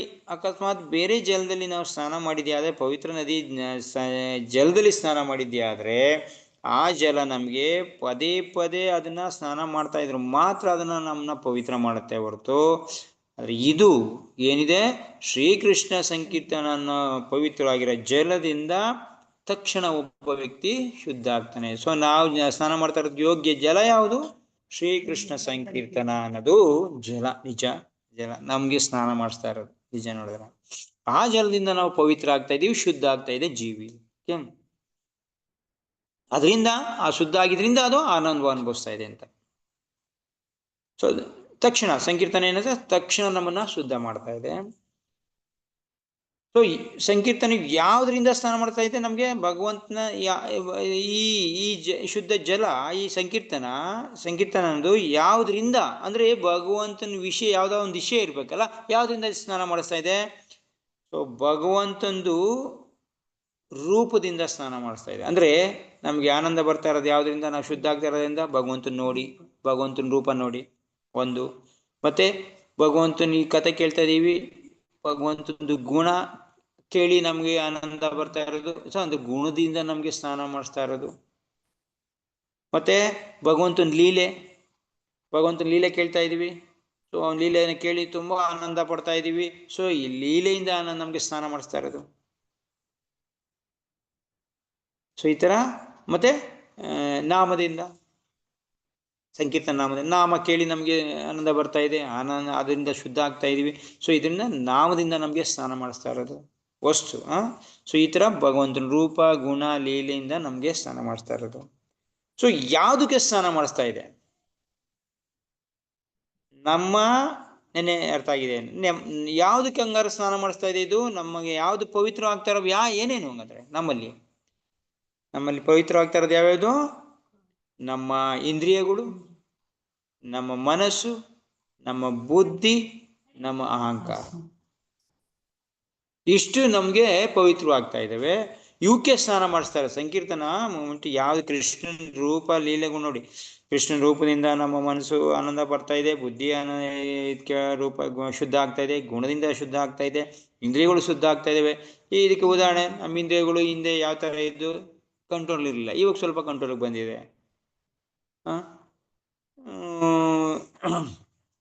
ಅದೇ ತರ ನಮ್ಮ ಮನಸ್ಸು ಕಂಟ್ರೋಲ್ ಬಂದಿದೆ, ಬುದ್ಧಿ ಕಂಟ್ರೋಲ್ ಬಂದಿದೆ, ನಮ್ದು ಅಹಂಕಾರ ಕಂಟ್ರೋಲ್. ಸೊ ಅಂದ್ರೆ ನಮ್ಗೆ ಈ ವಸ್ತುಗಳಿಗೆ, ಇಂದ್ರಿಯಗಳಿಗೆ, ಮನಕ್ಕೆ, ಬುದ್ಧಿಗೆ, ಅಹಂಕಾರಕ್ಕೆ ಸ್ನಾನ ಮಾಡಿಸ್ತಾ ಇರೋದು ಇದು ಸಂಕೀರ್ತನ ಅನ್ನೋದು. ಭಗವಂತಂದು ನಾಮ ಸಂಕೀರ್ತನ ನಮ್ಗೆ ಸ್ನಾನ ಮಾಡ್ತಾ ಇರೋದು. ಸೊ ಈ ತರ ಒಬ್ಬ ವ್ಯಕ್ತಿ ಶುದ್ಧತೆ ಪಡಿತಾನೆ, ಶ್ರೀಕೃಷ್ಣ ಸಂಕೀರ್ತನದಿಂದ ಶುದ್ಧ ಆಗ್ತಾನೆ. ಇದನ್ನೇ ನಾವು ಸರ್ವಾತ್ಮ ಸ್ನಪನ್ನಂ ಅಂತ ಹೇಳ್ತಾರೆ. ಓಕೆ, ಇಷ್ಟು ಸರ್ವಾತ್ಮ ಸ್ನಪನ್ನದಲ್ಲಿ ಏನಿದೆ ಅಂತಂದ್ರೆ ಏನ್ ಹಿಂದೆ ಎರಡಿತ್ತು, ಆನಂದಾಮುದಿ ವರ್ಧನ, ಪ್ರತಿಪದಂ ಪೂರ್ಣಾಮೃತ ಸ್ವಾದನಂ. ಇದು ಯಾವ ತರ ಅನ್ನೋದನ್ನ ಹೇಳ್ತಾ ಇರೋದು ಅಷ್ಟೇ. ಅದನ್ನ ಸ್ಪಷ್ಟತೆ ಮಾಡ್ತಾ ಇರೋದು. ಈ ಆನಂದ ಸಿಗ್ತಾ ಇರೋದು ಯಾವ ತರ ಆನಂದ ನಮಗೆ ಸಿಗ್ತಾ ಇರೋದು, ಶುದ್ಧವಾಗಿರೋಂಥ ಆನಂದ ನಮಗೆ ಸಿಗ್ತಾ ಇರೋದಂತ. ಅಂದ್ರೆ ಶ್ರೀಕೃಷ್ಣ ಸಂಕೀರ್ತನ ನಮ್ಗೆ ಏನ್ ಕೊಡ್ತದೆ? ಶುದ್ಧವಾಗಿರೋಂಥದ್ನ ಶುದ್ಧತೆ ಮಾಡ್ತಾ ಇದೆ, ನಮ್ಗೆ ಪೂರ್ಣ ಪ್ರಮಾಣದಲ್ಲಿ ಶುದ್ಧತೆ ಮಾಡ್ತಾ ಇದೆ. ಈ ಆನಂದನು ಪ್ರತಿಪದಲ್ಲಿ ನಮ್ಗೆ ಆನಂದ ಬರ್ತಾ ಇದೆಯಲ್ಲ, ಅದು ಶುದ್ಧವಾಗಿರೋ ಆನಂದ ಅನ್ನೋದನ್ನು ತಿಳಿಸ್ತಾ ಇದೆ. ಸೊ ಶ್ರೀಕೃಷ್ಣ ಸಂಕೀರ್ತನದಿಂದ ನಮ್ಗೆ ಶುದ್ಧವಾಗಿರೋ ಆನಂದ ಸಿಗ್ತಾ ಇದೆ ಅಂತ ಅರ್ಥ. ಓಕೆ, ಸೊ ಲಾಸ್ಟ್ನು ಕೂಡ ಇದಕ್ಕೆ ಸೇರುತ್ತೆ. ಸೊ ಈ ಶುದ್ಧವಾಗಿರೋ ಆನಂದ ಕೊನೆಗೆ ನಮ್ಗೆ ಏನಾಗ್ತಾ ಇದೆ? ಜಯ ಬರ್ತಾ ಇದೆ. ಪರಂ ವಿಜಯತೆ ಶ್ರೀಕೃಷ್ಣ ಸಂಕೀರ್ತನ ಲಾಸ್ಟ್. ಓಕೆ, ಪರಂ ವಿಜಯತೆ ಶ್ರೀಕೃಷ್ಣ ಸಂಕೀರ್ತನಂ. ನಮ್ಗೆ ಇದರಿಂದ ಎಲ್ಲ ಕೊನೆಗೆ ಏನಾಗ್ತಾ ಇದೆ? ಜಯ ಆಗ್ತಾ ಇದೆ. ಓಕೆ, ಸೊ ಈ ಆನಂದ ಬಂದ ಮೇಲೆ ನಮ್ಗೆ ಏನಾಗ್ತಾ ಇದೆ? ಕೊನೆಗೆ ಜಯ ಆಗ್ತಾ ಇದೆ. ಅಂದ್ರೆ ನಾವು ಇಲ್ಲಿಂದ ಈ ಆನಂದ ಪಡೆದು ಈ ಭಕ್ತಿ ಸೇವೆ ಮಾಡಿ ಭಗವಂತನ ಧಾಮಕ್ಕೆ ಹೋಗ್ತಾ ಇರೋದಲ್ಲ, ಇದು ಜಯ ಆಗ್ತಾ ಇರೋದು. ಸೊ ಈ ಜಯ ಯಾವ ರೀತಿ? ಬರೀ ಏನ ಭಗವಂತನ ಧಾಮಕ್ಕೆ ಹೋಗೋದು ಅಷ್ಟೇ ಜಯನ? ನಮ್ಗೆ ಇಲ್ಲ. ಸಂಕೀರ್ತನ ಏನ್ ಮಾಡ್ತಾ ಇದೆ? ನಮ್ಗೆ ಪ್ರತಿ ಪದದಲ್ಲೂ ಕೂಡ ಪರಂ ವಿಜಯತೆ ಹೇಳ್ತಾ ಇದೆ. ಪ್ರತಿ ಒಂದು ಇದ್ರಲ್ಲೂ ಕೂಡ ಜಯ ಹೇಳ್ತಾ ಇದೆ ನಮ್ಗೆ. ಪರಂ ವಿಜಯತೆ ಶ್ರೀಕೃಷ್ಣ ಸಂಕೀರ್ತನಕ್ಕೆ ಜಯ ಆಗ್ಲಿ ಅಂತ ಚೈತನ್ಯ ಮಹಾಪ್ರಭು ಹೇಳ್ತಾ ಇದ್ರು. ಹಂಗಾದ್ರೆ ಈ ಆನಂದ ನಮ್ಗೆ ಇದುವರೆಗೂ ಆನಂದಾಮುದಿ ವರ್ಧನ, ಪ್ರತಿಭಾ, ಸರ್ವಾತ್ಮ ಸ್ನಪನ ಆಯ್ತಲ್ಲ, ಇಲ್ಲಿವರೆಗೂ ಕೂಡ ಹಂಗಾದ್ರೆ ನಮ್ಗೆ ಸಿಗ್ತಾ ಇರೋಂದ್ರೆ ಜಯ ಸಿಕ್ಕಿದ್ರೆ ಮಾತ್ರ ನಾ ಮಾಡ್ತೀನಿ, ಇಲ್ಲಾಂದ್ರೆ ಇಲ್ವಾ? ಸೊ ಇದರಿಂದ ಜಯ ಸಿಗ್ಲೇಬೇಕಾ? ಸಿಗದ್ದೇ ನೋಡಿ. ಇವಾಗ ಒಬ್ಬ ವ್ಯಕ್ತಿ ಇದನ್ನ ಮಾಡಿ ಭಗವಂತನ ಧಾಮಕ್ಕೆ ಹೋಗಕ್ಕಾಗ್ಲಿಲ್ಲ. ಕೊನೆಗಳಿಗೆಲ್ಲಿ ಏನೋ ಒಂದ್ ಸ್ವಲ್ಪ ಎಡವಟ್ಟಾಯ್ತು, ಏನೋ ಒಂಚೂರು ಇನ್ನು ತಡ್ಕೊಂಡಿತ್ತು, ಆಗೋಯ್ತು. ಹಂಗಾದ್ರೆ ಅವನಿಗೆ ಈ ಅವಸ್ಥೆ ಎಲ್ಲ ಇದ್ದೋ, ಕೊನೆವರೆಗೂ ಅವಸ್ಥೆ ಇದ್ದೋ, ಆದ್ರೆ ಅವ್ನು ಭಗವಂತನ ಧಾಮಕ್ಕೆ ಹೋಗಕ್ಕಾಗ್ಲಿಲ್ಲ. ಹಂಗಂದ್ರೆ ಅವ್ನಿಗೆ ಜಯ ಸಿಗ್ಲಿಲ್ವಾ? ಸಿಗುತ್ತೆ. ಅಂದ್ರೆ ಅದೇ ಜನ್ಮದಲ್ಲಿ ಎಲ್ಲ ಸಿಕ್ಕಿದೆ ಅವನಿಗೆ, ಏನೋ ಮುಂದಿನ ಜನ್ಮದಲ್ಲಿ ಅವನು ಗ್ಯಾರಂಟಿ ಹೋಗ್ತಾನೆ. ಸೊ ಅದು ಇದಂತೂ ಲಾಸ್ ಆಗಲ್ಲ ನಮ್ಗೆ. ಕೃಷ್ಣ ಪ್ರಜ್ಞೆ ಅಂತೂ ಮತ್ತೆ ತಿರ್ಗಿ ಸಿಗುತ್ತೆ. ಅಂದ್ರೆ ಇಲ್ಲಿ ಜಯ ಅಪಜಯದ ಮಾತೇಕೆ? ಜಯತೆ ಚೈತನ್ಯ ಮಹಾಪ್ರಭು ಹೇಳ್ತಾರೆ ಜಯ ಆಗ್ಲಿ ಇದು ಅಂತ. ಕೃಷ್ಣ ಸಂಕೀರ್ತನಕ್ಕೆ ಜಯ ಆಗ್ಲಿ ಅಂತ ಹೇಳ್ತಾ ಇದ್ದಾರೆ. ಇಲ್ಲಿ ಆ ಜಯದ ಮಾತೆ ಬರಲ್ಲ ಆಕ್ಚುಲಿ, ನಿಜ ನೋಡಿದ್ರೆ ಬರ್ಬಾರ್ದು ಕೂಡ. ಯಾಕೆ ಗೊತ್ತಾ? ಕೃಷ್ಣ ಪ್ರಜ್ಞೆಯಲ್ಲಿ ಯಾವ್ದು ಜಯ ಅಪಜಯ? ಜಯ ಅಂತಂದ್ರೆ ಅಪಜಯ ಇದೆ ಅಂತ ಅರ್ಥ ಆಗ್ಬಿಡುತ್ತೆ. ಜಯ ಅಂತ ಒಂದು ವರ್ಡ್ ಇದೆ ಅಂತಂದ್ರೆ ಅಪಜಯ ಅಂತ ಆಗ್ಬಿಡುತ್ತೆ. ಕೃಷ್ಣ ಪ್ರಜ್ಞೆ ಅಪಜಯನ ಮಾತೇ ಇಲ್ಲ. ಆದ್ರೂ ಕೂಡ ಈ ತರ ಇಲ್ಲ ಅಂದ್ರೂ ಕೂಡ ಚೈತನ್ಯ ಮಹಾಪ್ರಭು ಹೇಳ್ತಾ ಇರೋದೇ ಶ್ರೀಕೃಷ್ಣಕ್ಕೆ ಜಯ ಆಗ್ಲಿ. ಸೊ ನಾರ್ಮಲ್ ಆಗಿ ನಾವೇನ್ ಮಾಡ್ತಾ ಇದೀವಿ? ಭಗವಂತನಿಗೆ ಜೈ ಅಂತ ಯಾವಾಗ್ಲೂ ಅಂತೀವಿ. ಭಗವಂತನಿಗೆ ಜೈಕಾರ ಆಗ್ಲಿಲ್ಲ ಅಂತಂದ್ರೆ ಭಗವಂತನಿಗೇನು ಇದಾಗುತ್ತೆ, ಕಡಿಮೆನ ಆಗುತ್ತೆ. ನಾವೇನ್ ಮಾಡ್ತಾ ಇದ್ದೀವಿ, ನಮ್ಮ ಇದಕ್ಕೋಸ್ಕರ ನಾವು ಜೈ ಆಗ್ತಾ ಇರೋದು, ನಮ್ಮ ಶುದ್ಧಿಗೋಸ್ಕರ. ಈಗ ಕೃಷ್ಣನಿಗೆ ಜೈಕಾರ ಆಗ್ತಾ ಇದೀವಿ. ಸೊ ಹೇಳ್ತೀವಲ್ಲ, ಇದು ಪ್ರೇಮ ಧ್ವನಿ ಇದ್ದಾಗ ಶ್ರೀಕೃಷ್ಣ ಸಂಕೀರ್ತನಕ್ಕೆ ಜಯ, ಕೃಷ್ಣಂಗೆ ಜಯ, ಧಾಮಕ್ಕೆ ಜಯ, ಎಲ್ಲ ಜರ್ಗು ಜೈ ಜೈ ಅಂತ ಹೇಳ್ತೀವಲ್ಲ. ಏನಿದು ಜಯ? ಹಂಗಾದ್ರೆ ನಾವು ಜೈಕಾರ ಹಾಕಿದ್ರೆ ಭಗವಂತನಿಗೆ ಜೈಗ ಆಗುತ್ತೆ, ಇಲ್ಲ ಅಂದ್ರೆ ಇಲ್ವಾ ಅಂತ. ಯಾಕೆ ಜಯ ಆಗ್ತಾ ಇದೀವಿ? ನಮ್ಗೆ ಒಳ್ಳೇದಾಗ್ಲಿ ಅಂತ, ನಮ್ಗದು ಶುದ್ಧತೆ ಮಾಡ್ಲಿ ಅಂತ. ಯಾವಾಗ ನಾವು ಜೈ ಅಂತೀವಿ, ಭಗವಂತನಿಗೆ ಜೈ ಅಂತೀವಿ, ಭಗವಂತ ನಮ್ಗೆ ಜೈ ಅಂತೀವಿ, ಆ ಜೈ ಅನ್ನೋ ಶಬ್ದ ಏನಾಗುತ್ತೆ, ನಮ್ಮ ಹೃದಯದಲ್ಲಿ ಏನಾಗುತ್ತೆ, ನಮ್ಮನ್ನ ಶುದ್ಧಿ ಮಾಡುತ್ತೆ, ನಮ್ಮನ್ನ ಶುದ್ಧಿ ಮಾಡುತ್ತೆ. ಸೊ ಇಲ್ಲಿ ಚೈತನ್ಯ ಮಹಾಪ್ರಭು ಈ ಉದ್ದೇಶದಿಂದ ಜೈಕಾರ ಹೇಳ್ತಾ ಇರೋದೇ ಹೊರತು ಇಲ್ಲಿ ಜಯದು ಅಪಜಯದು ಮಾತೇ ಇಲ್ಲ ಶ್ರೀಕೃಷ್ಣ ಸಂಕೀರ್ತನದಲ್ಲಿ. ಸೊ ಜಯ ಬಂದ್ರೆ ಅಪಜಯದ ಮಾತು ಬಂದ್ಬಿಡುತ್ತೆ. ಸೊ ಅಪಜಯನ ಮಾತು ಎಲ್ಲಿ ಬಂತಿಲ್ಲಿ? ಕೃಷ್ಣ ಪ್ರಜ್ಞೆಯಲ್ಲಿ ಯಾವತ್ತೂ ಸೋಲೇ ಇಲ್ಲ. ಯಾವುದೇ ಕಾರಣಕ್ಕೂ ಕೃಷ್ಣ ಪ್ರಜ್ಞೆ ಮಾಡ್ತಾ ಇರೋನ್ಗೆ ಈ ಪ್ರಪಂಚದಲ್ಲಿ ಸೋಲೇ ಇಲ್ಲ, ಯಾವುದೇ ವಿಧದಲ್ಲೂ ಕೂಡ ಅವನಿಗೆ ಸೋಲಿಲ್ಲ. ಯಾಕೆ ಸೋಲಿಲ್ಲ? ಯಾಕೆ? ಅಂಥದ್ದೇನು ಇದು ಸೋಲ್ತೇರಿ ಹಂಗಂದ್ರೆ ಒಬ್ಬ ಭಗವಂತ ನಮ್ಗೆ ಹೋಗ್ಲಿಲ್ಲ ಅಂದ್ರೆ ಸೋಲು ಇಲ್ಲ, ಅವನಿಗೆ ಸೋಲು ಅನ್ನೋದಿಲ್ಲ. ನೋಡಿ, ರಾಮನ ಅವತಾರದಲ್ಲಿ ಜಟಾಯು ರಾಮನಿಗೆ ಸೇವೆ ಮಾಡ್ತು.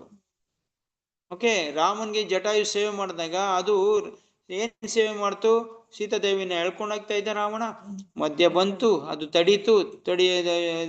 ಅದು ಸುಮ್ಮನೆ ಕುದಿದಂತ, ಅದು ವೃದ್ಧಕ್ಕೆ ತುಂಬಾ ವಯಸ್ಸಾಗಿದ್ದಂತ ಕಾಲದಲ್ಲಿ ಕೂಡ ಅದು ರಾವಣನ ತಡೀತು. ರಾವಣನ ತಡಿಯಕ್ ಹೋದಾಗ ಅದು ತಡೀತಾ? ಸೀತೆನ ರಾಮನ್ ಕೊಡ್ತಾ ಅದು ತಂದಿ ರಾವಣನ ಸಮರ ಏನಾರ ಮಾಡ್ತಾ, ಇಲ್ಲ ಅವನ ಸೋಲಿಸ್ತಾ? ಏನಿಲ್ಲ, ಸೋಲ್ತು ಅದ್ರ ವಿಷಯದಲ್ಲಿ. ಇಲ್ಲಿ ಭಗವಂತನಿಗೆ ಬೇಕಾಗಿರೋದು ನಮ್ದು ಸೇವೆ, ಸರ್ವಿಸ್. ನಾವು ಮಾಡಂತ ಅವನ್ ಭಕ್ತಿ ಸೇವೆ ಅವನಿಗೆ ಬೇಕಾಗಿರೋದು. ಈ ಸೇವೆಯಲ್ಲಿ ಸ್ವಲ್ಪ ತ್ರುಟಿ ಆಗ್ಲಿ, ಹೆಚ್ಚು ಕಡಿಮೆ ಆಗ್ಲಿ, ಅದನ್ನ ನೋಡಲ್ಲ ಭಗವಂತ. ನೀ ಸೇವೆ ಮಾಡ್ತಾ ಇದ್ರೆ ಜಸ್ಟ್ ಸೇವೆ ಮಾಡಿ, ಓಕೆ. ಯಾಕೆಂದ್ರೆ ಭಗವಂತ ಪ್ರತಿ ಕ್ಷಣದಲ್ಲೂ, ನಾವು ಭಗವಂತನಿಗೆ ಯಾವಾಗ್ಲೂ ಕೂಡ ಮಕ್ಳಿದ್ದಂಗೆ, ಮಕ್ಕಳಾವಸ್ಥೆಯಲ್ಲೇ ಇರೋದು ಅಲ್ಲಿವರೆಗೂ ಕೂಡ. ಇನ್ನು ಪೂರ್ಣ ಅವಸ್ಥೆಗಂತೂ ಹೋಗಕ್ಕೆ ಆಗೋದಿಲ್ಲ, ನಾವು ಪೂರ್ಣ ಶುದ್ಧ ಅವಸ್ಥೆಗಂತೂ ಹೋಗಕ್ಕಾಗೋದಿಲ್ಲ. ಸೊ ಮಕ್ಕಳಾವಸ್ಥೆಯಲ್ಲಿ ಸೇವೆ ಮಾಡ್ತಾ ಇದ್ವಿ. ಈಗ ಮಕ್ಳು ಮಾಡೋ ಸೇವೆನ ಅಪ್ಪ ಸ್ವೀಕಾರ ಮಾಡ್ತಾ ಇಲ್ವಾ? ಅಪ್ಪಂಗೆ ಅತೃಪ್ತಿ ಆಗ್ತಾ ಇಲ್ವಾ ಮಕ್ಕಳ ಸೇವೆಯಿಂದ? ಅವನೇನೇ ಮಾಡ್ತಾ ಇದ್ರು ಕೂಡ, ಅವನ ಮೇಲೆ ಇದನ್ನ ಮಾಡಿದ್ರು ಕೂಡ ಅವನಿಗೆ ಅಲ್ವಾ, ಅದು ಒಂಥರ ಖುಷಿನೇ ಆಗುತ್ತೆ ಅವನಿಗೆ. ಅಯ್ಯೋ ಎಷ್ಟು ಚೆನ್ನಾಗಿ ಮಾಡ್ತಾವನಪ್ಪ ನನ್ನ ಮೇಲೆ ತೀರ್ಥ ಅನ್ಕೋತಾನೆ.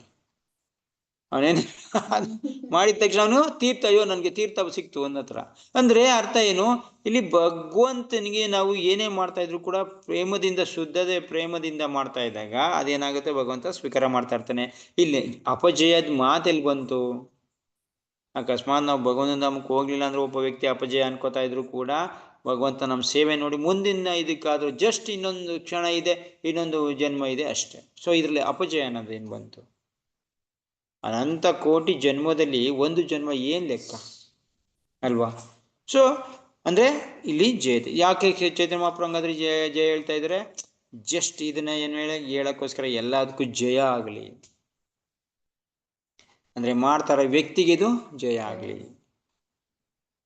ಅನ್ನೋ ಉದ್ದೇಶದಿಂದ ಇಲ್ಲಿ ಪರಂ ವಿಜಯತೆ ಶ್ರೀಕೃಷ್ಣ ಸಂಕೀರ್ತನ ಪರಂ ಎಲ್ಲಾ ವಿಷಯದಿಂದನೂ ವಿಜಯತೆ ಆಗ್ತಾ ಇದೆ. ಇದಕ್ಕೆ ಶ್ರೀಕೃಷ್ಣ ಸಂಕೀರ್ತನ ಅಂತ ಆಶೀರ್ವಾದ ಮಾಡೋ ರೀತಿ ಹೇಳ್ತಾರೆ. ಚೈತನ್ಯ ಮಹಾಪ್ರಭು ಏನ್ ಮಾಡ್ತಾ ಇದ್ರೆ, ನಮ್ಗೆ ಆಶೀರ್ವಾದ ಮಾಡಂತ ರೀತಿ. ಓಕೆ,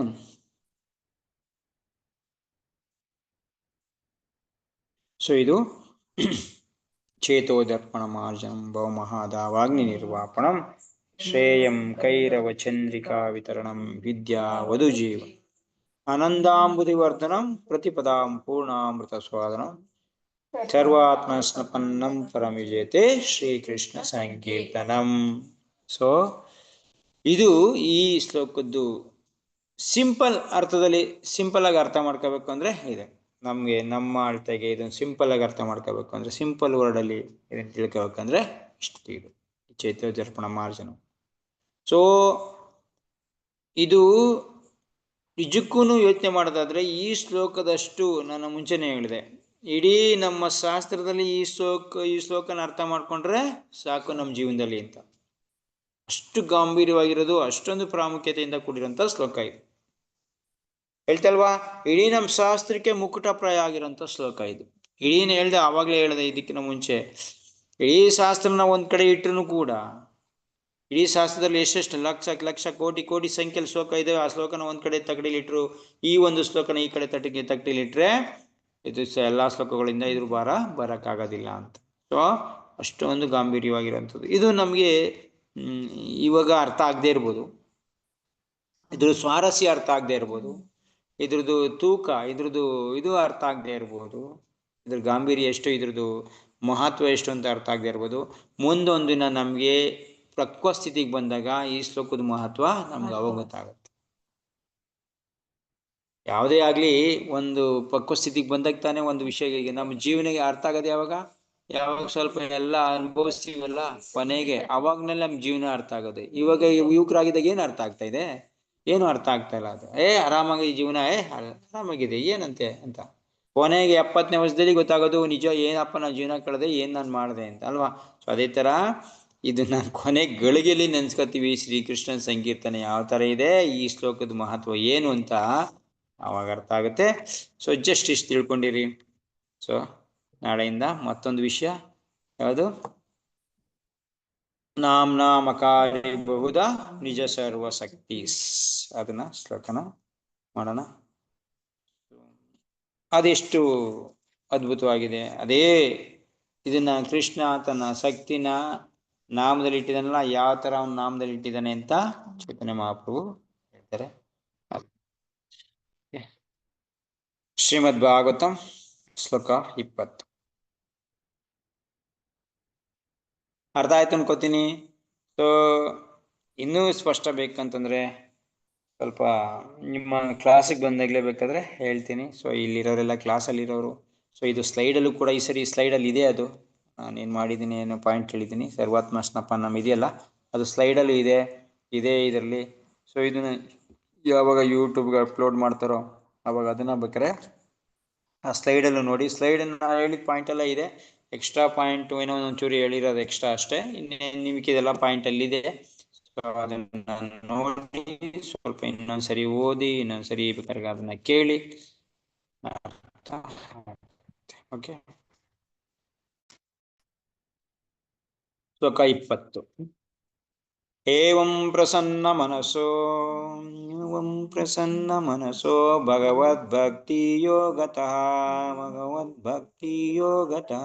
ಭಗವತ್ತತ್ವ ವಿಜ್ಞಾನಂ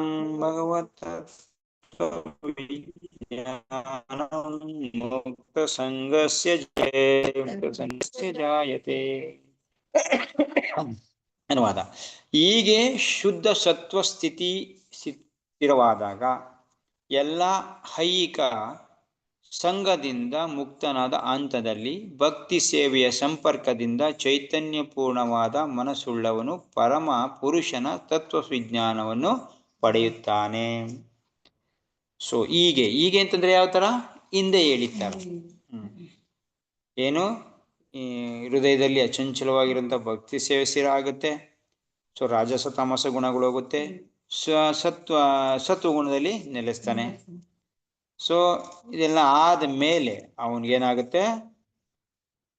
ಶುದ್ಧ ಸತ್ವಸ್ಥಿತಿ ಸ್ಥಿರವಾಗುತ್ತೆ. ಶುದ್ಧ ಸತ್ವಸ್ಥಿತಿ ಅಂದ್ರೆ ಯಾವುದು? ಭಗವಂತನಿಗೆ ಸತ್ವಗುಣದಿಂದ ಭಗವಂತನಿಗೆ ಭಕ್ತಿ ಸೇವೆ ಮಾಡ್ತಾರಂತ ಇದು ಶುದ್ಧ ಸತ್ವ ಸ್ಥಿತಿ. ಸ್ಥಿರ ಆಗುತ್ತೆ. ಸ್ಥಿರ ಆದ್ರೆ ಅವನ ಹೃದಯದಲ್ಲಿ ಸ್ಥಿರ ಆಗುತ್ತೆ. ಅವಾಗ ಎಲ್ಲ ಐಕ ಸಂಘದಿಂದ ಮುಕ್ತನಾದ ಹಂತದಲ್ಲಿ ಈ ಭೌತಿಕ ಪ್ರಪಂಚ ಈ ಸ್ಥಿರ ಆದಾಗ ಅವನಿಗೆ, ಯಾವಾಗ ಶುದ್ಧ ಸತ್ವ ಸ್ಥಿತಿ ಸ್ಥಿರ ಆದಾಗ ಅವನ ಹೃದಯದಲ್ಲಿ ಈ ಭೌತಿಕ ಪ್ರಪಂಚದ ಸಂಘದಿಂದ ಮುಕ್ತ ಆಗ್ತಾನೆ. ಭೌತಿಕ ಮಾನಸಿಕವಾಗಿ ಮತ್ತೆ ದೈಹಿಕವಾಗಿ ಐಕ ಸಂಘದಿಂದ ಮುಕ್ತವಾದಂತ ಹಂತದಲ್ಲಿ ಮುಕ್ತವಾಗಿ, ಆದರೆ ಅದನ್ನ ಬಿಟ್ಟು ಮುಕ್ತ ಹಂತದಲ್ಲಿ ಅವನಿದ್ದಾಗ ಭಕ್ತಿ ಸೇವೆಯ ಸಂಪರ್ಕದಿಂದ ಏನಾಗುತ್ತೆ? ಅವನಿಗೆ ಭಕ್ತಿ ಸೇವೆದು ಸಂಪರ್ಕ ಪೂರ್ಣ ಪ್ರಮಾಣದಲ್ಲಿ ಆಗ್ತಾ ಇರುತ್ತೆ. ಮತ್ತೆ ಚೈತನ್ಯ ಪೂರ್ಣವಾದ, ಇಲ್ಲಿ ಜಡ ಇಲ್ಲ. ಯಾವಾಗ ಈ ತರ ಸ್ಥಿರ ಆಗ್ತಾನಲ್ಲ, ಇವನಲ್ಲಿ ಇವಾಗ ಜಡತ್ವ ಇಲ್ಲ, ಅವನಿಗೆ ಮಂದ ಅನ್ನೋದಿಲ್ಲ, ಜಡತ್ವ ಇಲ್ಲದೆ ಚೈತನ್ಯ ಪೂರ್ಣವಾಗಿರ್ತಾನೆ. ಚೈತನ್ಯ ಪೂರ್ಣವಾದ ಮನಸ್ಸುಳ್ಳವನು. ಸೊ ಮನಸ್ಸು ಏನಾಗಿದೆ, ಪ್ರಸನ್ನವಾಗಿರುತ್ತೆ, ಆನಂದವಾಗಿರುತ್ತೆ. ಪ್ರಸನ್ನ ಸ್ಥಿತಿಯ ಮನಸ್ಸು, ಚೈತನ್ಯ ಪೂರ್ಣವಾದ ಮನಸ್ಸುಳ್ಳವನು ಪರಮ ಪುರುಷನ ತತ್ವ ವಿಜ್ಞಾನವನ್ನು ಪಡೆಯುತ್ತಾನೆ. ಭಗವಂತನ ವಿಷಯ ಯಾವ್ದ್ರಿಂದ ತಿಳ್ಕೊತಾನ ಅವನು? ತತ್ವಜ್ಞಾನದಿಂದ. ತತ್ವ ಅಂದ್ರೆ ಇಲ್ಲಿ ನಾವೇನ್ ಫಿಲಾಸಫಿ ಅಂತ ಹೇಳ್ತಾ ಇದೀವಿ, ಈ ಜ್ಞಾನದಿಂದ ಅವನ್ನ ತಿಳ್ಕೊತಾನೆ. ಸುಮ್ನೆ ಅಂದವಾಗಿ ಏನೋ ಮೂಢನಂಬಿಕೆ, ಅಯ್ಯೋ ಕೃಷ್ಣ, ಓಕೆ ಓಕೆ ಕೃಷ್ಣ ಗೊತ್ತು, ಅವನು ಭಗವಂತ, ಅವನು ನಾವು ಸೇವಕರು, ಈ ತರ ಅಲ್ಲ. ನಿಜವಾಗಿ ಯಾವ ರೀತಿ ಅಂದ್ಬಿಟ್ಟು ಅವನಿಗೆ ಪ್ರಾಕ್ಟಿಕಲ್ ಆಗಿ ಗೊತ್ತಾಗ್ಬಿಡುತ್ತೆ. ಅವನಿಗೆ ನಾನು ಯಾವ ತರ ಸೇವಕ, ಭಗವಂತ ಯಾವ ತರ ಅಂದ್ಬಿಟ್ಟು ಅವನಿಗೆ ತತ್ವ ವಿಜ್ಞಾನದಿಂದ ಅಂದ್ರೆ ಜ್ಞಾನದಿಂದ ತಿಳ್ಕೊತಾನೆ, ಜ್ಞಾನ ಬರುತ್ತೆ ಅವನಿಗೆ. ಸೊ ಭಗವಂತ ಯಾವ ತರ ಭಗವಂತ, ನಾನು ಯಾವ ತರ ಸೇವಕ, ನಾನು ಸೇವೆ ಮಾಡಿದ್ರೆ ಯಾವ ತರ ಆನಂದ ಪಡಿತೀನಿ, ಸೊ ಯಾವ ತರ ನಾನು ಮೇಲೆ ಹೋಗ್ತೀನಿ, ಯಾವ ತರ ನನಗೆ ಈ ಭೌತಿಕ ಪ್ರಪಂಚದಿಂದ ಮುಕ್ತ ಆಗುತ್ತೆ ಅಂತ ತತ್ವಜ್ಞಾನದಿಂದ ಅವನನ್ನ ತಿಳ್ಕೊತಾನೆ. ಈ ತತ್ವಜ್ಞಾನ ತುಂಬಾ ಮುಖ್ಯ. ನಾವೇನೀಗ ಚರ್ಚೆ ಮಾಡ್ತಾ ಇದ್ದೀವಿ, ಇದು ಜ್ಞಾನ, ನಮ್ಗೆ ಜ್ಞಾನದ ಅಗತ್ಯ ಇಲ್ಲ ಅಂತ ಇದೆ. ಜ್ಞಾನ ಭಕ್ತಿ ಮಾಡಿದಾಗ ಜ್ಞಾನ ಮತ್ತೆ ವೈರಾಗ್ಯ ಹಿಂದೆ ಬತ್ತು ಅಂತ ಹಿಂದೆ ನೋಡಿದ್ವಿ ಅಲ್ವಾ? ಹಿಂದೆ ಬರುತ್ತೆ. ಆದ್ರೂ ಕೂಡ ಜ್ಞಾನ ಅನ್ನೋದು ನಮ್ಗೆ ತತ್ವಜ್ಞಾನದ ಭಗವಂತನ ತತ್ವದಿಂದ ತಿಳ್ಕೊಳ್ಳೋದು ತುಂಬಾ ಮುಖ್ಯ. ಅಂದ್ರೆ ಏನ್ ಮಾಡಿದ್ರೆ ಏನಾಗುತ್ತೆ. ಸೊ ಇದು ಒಂದ್ ರೀತಿಲಿ ತುಂಬಾ ಎಷ್ಟು ಭಕ್ತಿಗೆ ಹೋದಾಗ ಇದ್ರದ್ದು ಆಟೋಮೆಟಿಕ್ ಆಗಿ ಆಗ್ತಾ ಇರುತ್ತೆ, ಆಟೋಮೆಟಿಕ್ ಆಗಿ ಅವ್ರಿಗೆ ಆನಂದ ಬರ್ತಾ ಇರುತ್ತೆ, ಅವ್ರು ಏನ್ ಭಕ್ತಿ ಸೇವೆ ಮಾಡ್ತಾ ಇರ್ತಾರೆ ಬರ್ತಾ ಇರುತ್ತೆ. ಇದರಿಂದ ಈಕ್ವೇಶನ್ ಹಾಕಕ್ ಹೋಗಲ್ಲ, ಇದೇನು ಬುಕ್ ಓದಕ್ ಹೋಗಲ್ಲ, ಯಾರ ಹತ್ರ ಕೇಳಕ್ ಹೋಗಲ್ಲ, ಏನಿಲ್ಲ. ಆ ವ್ಯಕ್ತಿ ಭಗವಂತನ ಬಗ್ಗೆ ಯಾರಿಂದನೂ ಕೇಳೋದಿಲ್ಲ. ಗೋಪಿಕಸ್ತ್ರೀಯರು ಯಾರ ಹತ್ರ ಕೇಳಿದ್ರು ಭಗವಂತನ ವಿಷಯನ? ಅಲ್ಲಿ ಕೇಳಲ್ಲ. ಅಲ್ಲಿ ಸ್ವಯಂ ಅವ್ರಿಗೆ ಏನ್ ಮಾಡ್ತಾ ಇದ್ರು ಅದರಿಂದಾನೇ ಅವ್ರಿಗೆ ಆನಂದ ಬರ್ತಾ ಇದೆ, ಅರ್ಥ ಆಗ್ತಾ ಇದೆ, ಅವ್ರಿಗೆ ಗೊತ್ತಾಗ್ಬಿಡ್ತಾ ಇದೆ. ಗೊತ್ತಿಲ್ಲ ಅಂತಲ್ಲ ಅವ್ರಿಗೆ. ಫಿಲಾಸಫಿನ ಅವ್ರು ಗೋಪಿ ಗೀತದಲ್ಲಿ ಹೇಳ್ತಾರೆ, ಹೈಯೆಸ್ಟ್ ಫಿಲಾಸಫಿ ಹೇಳ್ತಾರೆ. ಅವ್ರಿಗೆ ಫಿಲಾಸಫಿ ಗೊತ್ತಿಲ್ಲ ಅಂತಲ್ಲ, ಪೂರ್ಣ ಪ್ರಮಾಣದಲ್ಲಿ ಗೊತ್ತಿರುತ್ತೆ. ಕೊನೆಗೆ ಆ ಗೋಪಿಗೀತೆಯಲ್ಲಿ, ಬ್ರಹ್ಮಗೀತೆಯಲ್ಲಿ ಇಲ್ಲೆಲ್ಲ ಅಲ್ಲಿ ಹೇಳ್ತಾರಲ್ಲ, ಅದು ಬ್ರಹ್ಮನ್ಗೂ ಅದು ಕನ್ಫ್ಯೂಸ್ ಆಗ್ಬೇಕು. ಬ್ರಹ್ಮನಿಗೆ ಬೈತಾರೆ, ನೀನ್ ಎಂತ ಸೃಷ್ಟಿ ಮಾಡಿದಿ ಅಂದ್ರೆ ಬ್ರಹ್ಮ ಸೃಷ್ಟಿಕರ್ತ ಅಂತ ಅವ್ರಿಗೆ ಗೊತ್ತಿರುತ್ತೆ. ನೀನು ಕಣ್ಣನ್ನ ಸೃಷ್ಟಿ ಮಾಡಿದೆ, ಕಣ್ಣಿಗೆ ರಪ್ಪೆ ಇಟ್ಬಿಟ್ಟು ಯಾಕೆ ಮಾಡಿದೆ ನೀನು ಅಂತ ಬ್ರಹ್ಮನ್ಗೂ ಅಂದ್ರೆ ಬ್ರಹ್ಮನ್ ಬೈತಾರೆ. ಸೊ ಬ್ರಹ್ಮ ಸೃಷ್ಟಿ ಮಾಡ್ದ ಗೊತ್ತಿದೆ ದೇಹನ, ಲೆಕ್ಕ ಮಾಡ್ಕೊಳ್ಳಿ. ಅಂದ್ರೆ ಎಲ್ಲ ಜ್ಞಾನ ಇದೆ ಅವ್ರಿಗೆ. ಅವರು ಇದ್ರಲ್ಲೇ ಗೊತ್ತಾಗ್ಬಿಡುತ್ತೆ, ಪ್ರತಿಯೊಂದು ಜ್ಞಾನನೂ ಕೂಡ ಅವ್ರಿಗಿದೆ. ನೋಡಿ ಇಲ್ಲಿ ನಮ್ಗೇನು ಒಂದೊಂದ್ಸರಿ ಇಷ್ಟೊಂದೆಲ್ಲ ಓದಿ ಮಾಡಿ ನಮ್ ದೇಹನ ಯಾರು ಸೃಷ್ಟಿ ಮಾಡೋದಂತ ಕೊನೆಗೊಂದ್ಸರಿ ಕನ್ಫ್ಯೂಸ್ ಬಂದ್ಬಿಡುತ್ತೆ. ಈ ಆತ್ಮ ಯಾರು ಕೊಟ್ರು, ದೇಹ ಹೆಂಗ್ ಸೃಷ್ಟಿ ಆಯ್ತು, ದೇಹ ಹೆಂಗ್ ಬಂದ್ ಸೇರ್ಕೊಂಡು ಇದೆಲ್ಲ. ಸೊ ಅಂದ್ರೆ ಅಲ್ಲಿ ಅವ್ರಿಗೆ ನ್ಯಾಚುರಲ್ ಆಗಿ ಎಲ್ಲೂ ಕೇಳಿಲ್ಲ ಮಾಡಿಲ್ಲ, ಗೊತ್ತಿದೆ. ಸೊ ಅಂದ್ರೆ ಅರ್ಥ ಏನು, ಯಾವಾಗ ನಮ್ಗೆ ಈ ತರ ನಮ್ಗೆ ಗೊತ್ತಿಲ್ಲದೆ ನಮ್ಗೆ ತತ್ವಜ್ಞಾನ ಮುಖಾಂತರ ಭಗವಂತ ನನ್ಗೆ ಅರ್ಥ ಆಗ್ತಾನೆ. ಇದು ತತ್ವಜ್ಞಾನ ತುಂಬಾ ಮುಖ್ಯ ಒಬ್ಬ ವ್ಯಕ್ತಿಗೆ. ಈ ತರ ಈ ವಿಜ್ಞಾನದಿಂದ ಭಗವಂತನ ಅರ್ಥ ಮಾಡ್ಕೊಂಡಾಗ ನಮ್ಮ ಭಕ್ತಿ ಏನಾಗಲ್ಲ, ಡೌನ್ ಆಗಲ್ಲ, ಅದು ಬಿದ್ದೋಗೋ ಚಾನ್ಸ್ ಇರಲ್ಲ.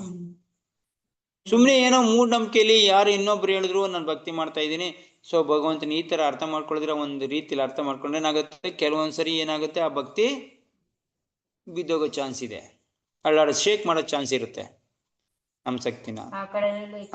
ಸೊ ಈಗ ಅಕಸ್ಮಾತ್ ನಾವು ಸುಮ್ಮನೆ ತಿಳ್ಕೊಂಡಿದೀವಿ ಅಂತ ಇಟ್ಕೊಳ್ಳಿ, ನಮ್ಗೆ ನ್ಯಾಚುರಲ್ ಆಗಿ ಭಗವಂತನ ಭಕ್ತಿ ಇಲ್ಲ. ಸೊ ಹೆಂಗ ಒಂದು ತಿಳ್ಕೊಂಡು ಯಾರೋ ಹೇಳಿದ್ರು ಅಂತ ಮಾಡ್ತಾ ಇದೀವಿ. ಸೊ ಯಾರ ಬಂದು ಕೇಳಿದ್ರಪ್ಪ, ಹೆಂಗಪ್ಪ ನೀನ್ ಭಗವಂತನ ಇದನ್ನ ಮಾಡ್ತಾ ಇದೀಯಾ, ಇದಕ್ಕೆ ಹೆಂಗೆ ಈಕ್ವೇಶನ್ ಹೇಳಿ, ಇದನ್ನ ಭಗವಂತ ಅಂದ್ರೆ ಯಾರು, ಭಗವಂತ ಅಂದ್ರೆ ಹೆಂಗ್ ತಿಳ್ಕೊಂಡಿದ್ಯಾ ನೀನು ಅಂತ ಕೇಳಿದಾಗ ನಮ್ಗೆ ಗೊತ್ತಿಲ್ಲ ಅಂದ್ರೆ ಏನಂತೀವಿ, ಇಲ್ಲ ಭಕ್ತಿ ಮಾಡಕ್ ಹೇಳಿದ್ರು ಮಾಡ್ತಾ ಇದ್ದೀನಿ, ಇದು ಮಾಡ್ತಾ ಆ ಥರ ಹೇಳಿದ್ರೆ ಅವ್ರಿಗೆ ಗೊತ್ತಾಗ್ಬಿಡುತ್ತೆ ನಿಮ್ ಭಕ್ತಿಲಿ ಏನೋ ಉರುಳಿಲ್ಲ, ಅಷ್ಟು ಶಕ್ತಿ ಇಲ್ಲ, ಅದ್ರದ್ದು ಇದಿಲ್ಲ ಅಂತ. ಯಾರು ಹೇಳಿದಕ್ಕೆ ಮಾಡ್ತಾ ಇದೀಯ ಅಷ್ಟೇ. ಸೊ ಇಲ್ಲ ನೋಡಿ ಭಗವಂತ ಈ ತರ ಅಂತ ಹೇಳಿದಾಗ ನೀವು ನಾವು ಅವನು ಹೇಳಿದ್ನ ಕೇಳಲೇಬೇಕಾಗತ್ತೆ, ನಾವು ಅವ್ನು ತಪ್ಪು ಹೇಳ್ತಾ ಇದ್ರು ಕೂಡ ನಾವು ಕೇಳಲೇಬೇಕಾಗತ್ತೆ ಅವಾಗ. ಸೊ ಈ ತತ್ವಜ್ಞಾನದ ಮುಖಾಂತರ ಅರ್ಥ ಆದಾಗ, ಸೊ ನಾವು ಅವನಿಗೆ ಅದೇ ತರ ಜವಾಬ್ ಕೊಟ್ಟಾಗ, ಅದೇ ತರ ಉತ್ತರ ಹೇಳಿದಾಗ ಅಲ್ಲಿ ಓಕೆ ಜ್ಞಾನ ಇದೆ, ಭಗವಂತ ಈ ತರ, ನಾನು ಈ ತರ ಅಂತ. ಓಕೆ, ಅದು ಇಲ್ಲಿ ತತ್ವಜ್ಞಾನ ಮುಖಾಂತರ ಭಗವಂತ ನಮ್ಗೆ ಅರ್ಥ ಆಗುತ್ತೆ. ಭಾರತ ಪ್ರಭುಪಾದ ಸ್ಪಷ್ಟ ಮಾಡ್ತಾರೆ ನೋಡಿ, ಎಷ್ಟು ಸಾವಿರ ಸಾಮಾನ್ಯ ಜನರಲ್ಲಿ ಯಾವನೋ ಒಬ್ಬ ಸುದೈವಿ ಜೀವನದ ಪರಿಪೂರ್ಣತೆಗಾಗಿ ಪ್ರಯತ್ನ ಮಾಡುತ್ತಾನೆ. ಸೊ ಸೊ ಅನಂತ ಕೋಟಿ ಜನಗಳಲ್ಲಿ ಒಬ್ಬ ಸುದೈವಿ ಭಗವಂತನ ಪರಿಪೂರ್ಣತೆಗೋಸ್ಕರ ಪ್ರಯತ್ನ ಮಾಡ್ತಾನೆ, ಭಗವಂತನ ಪಡೆಯೋಕ್ಕೋಸ್ಕರ ಪ್ರಯತ್ನ ಮಾಡ್ತಾನೆ ಎಂದು ಭಗವದ್ಗೀತೆಯಲ್ಲಿ ಹೇಳಿದೆ. ಓನಾಂ ಜನ್ಮನಾಮಂತೆ ಜ್ಞಾನವಾನ್ ಮಾಂ ಪ್ರಪದ್ಯತೆ ಹೇಳ್ತಾನೆ. ಸಹಸ್ರ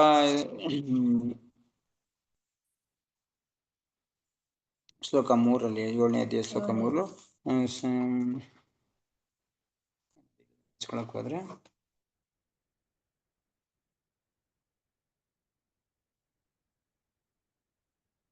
ಸಮಯದಲ್ಲಿ ಓದ್ತೀವಿ, ಸಮಯದಲ್ಲಿ ಅದು ಬಂದರೆ ಬಾಯಿ ಬರುತ್ತೆ, ಸಮಯ ತಪ್ಪು ಹೋಗ್ಬಿಟ್ರೆ ಅದು ಬಾಯಿ ಮನುಷ್ಯಾಣಂ ಸಹಸ್ರೇಸು ಕಶ್ಚಿದೇತ ಸಿದ್ಧಿಯೇ ತಥಾಮಪಿ ಸಿದ್ಧಾಣಂ ಕಶ್ಚಿನ್ ಮಾಂ ಎತ್ತಿ ತತ್ವ ಹೇಳ್ತಾನಲ್ಲ.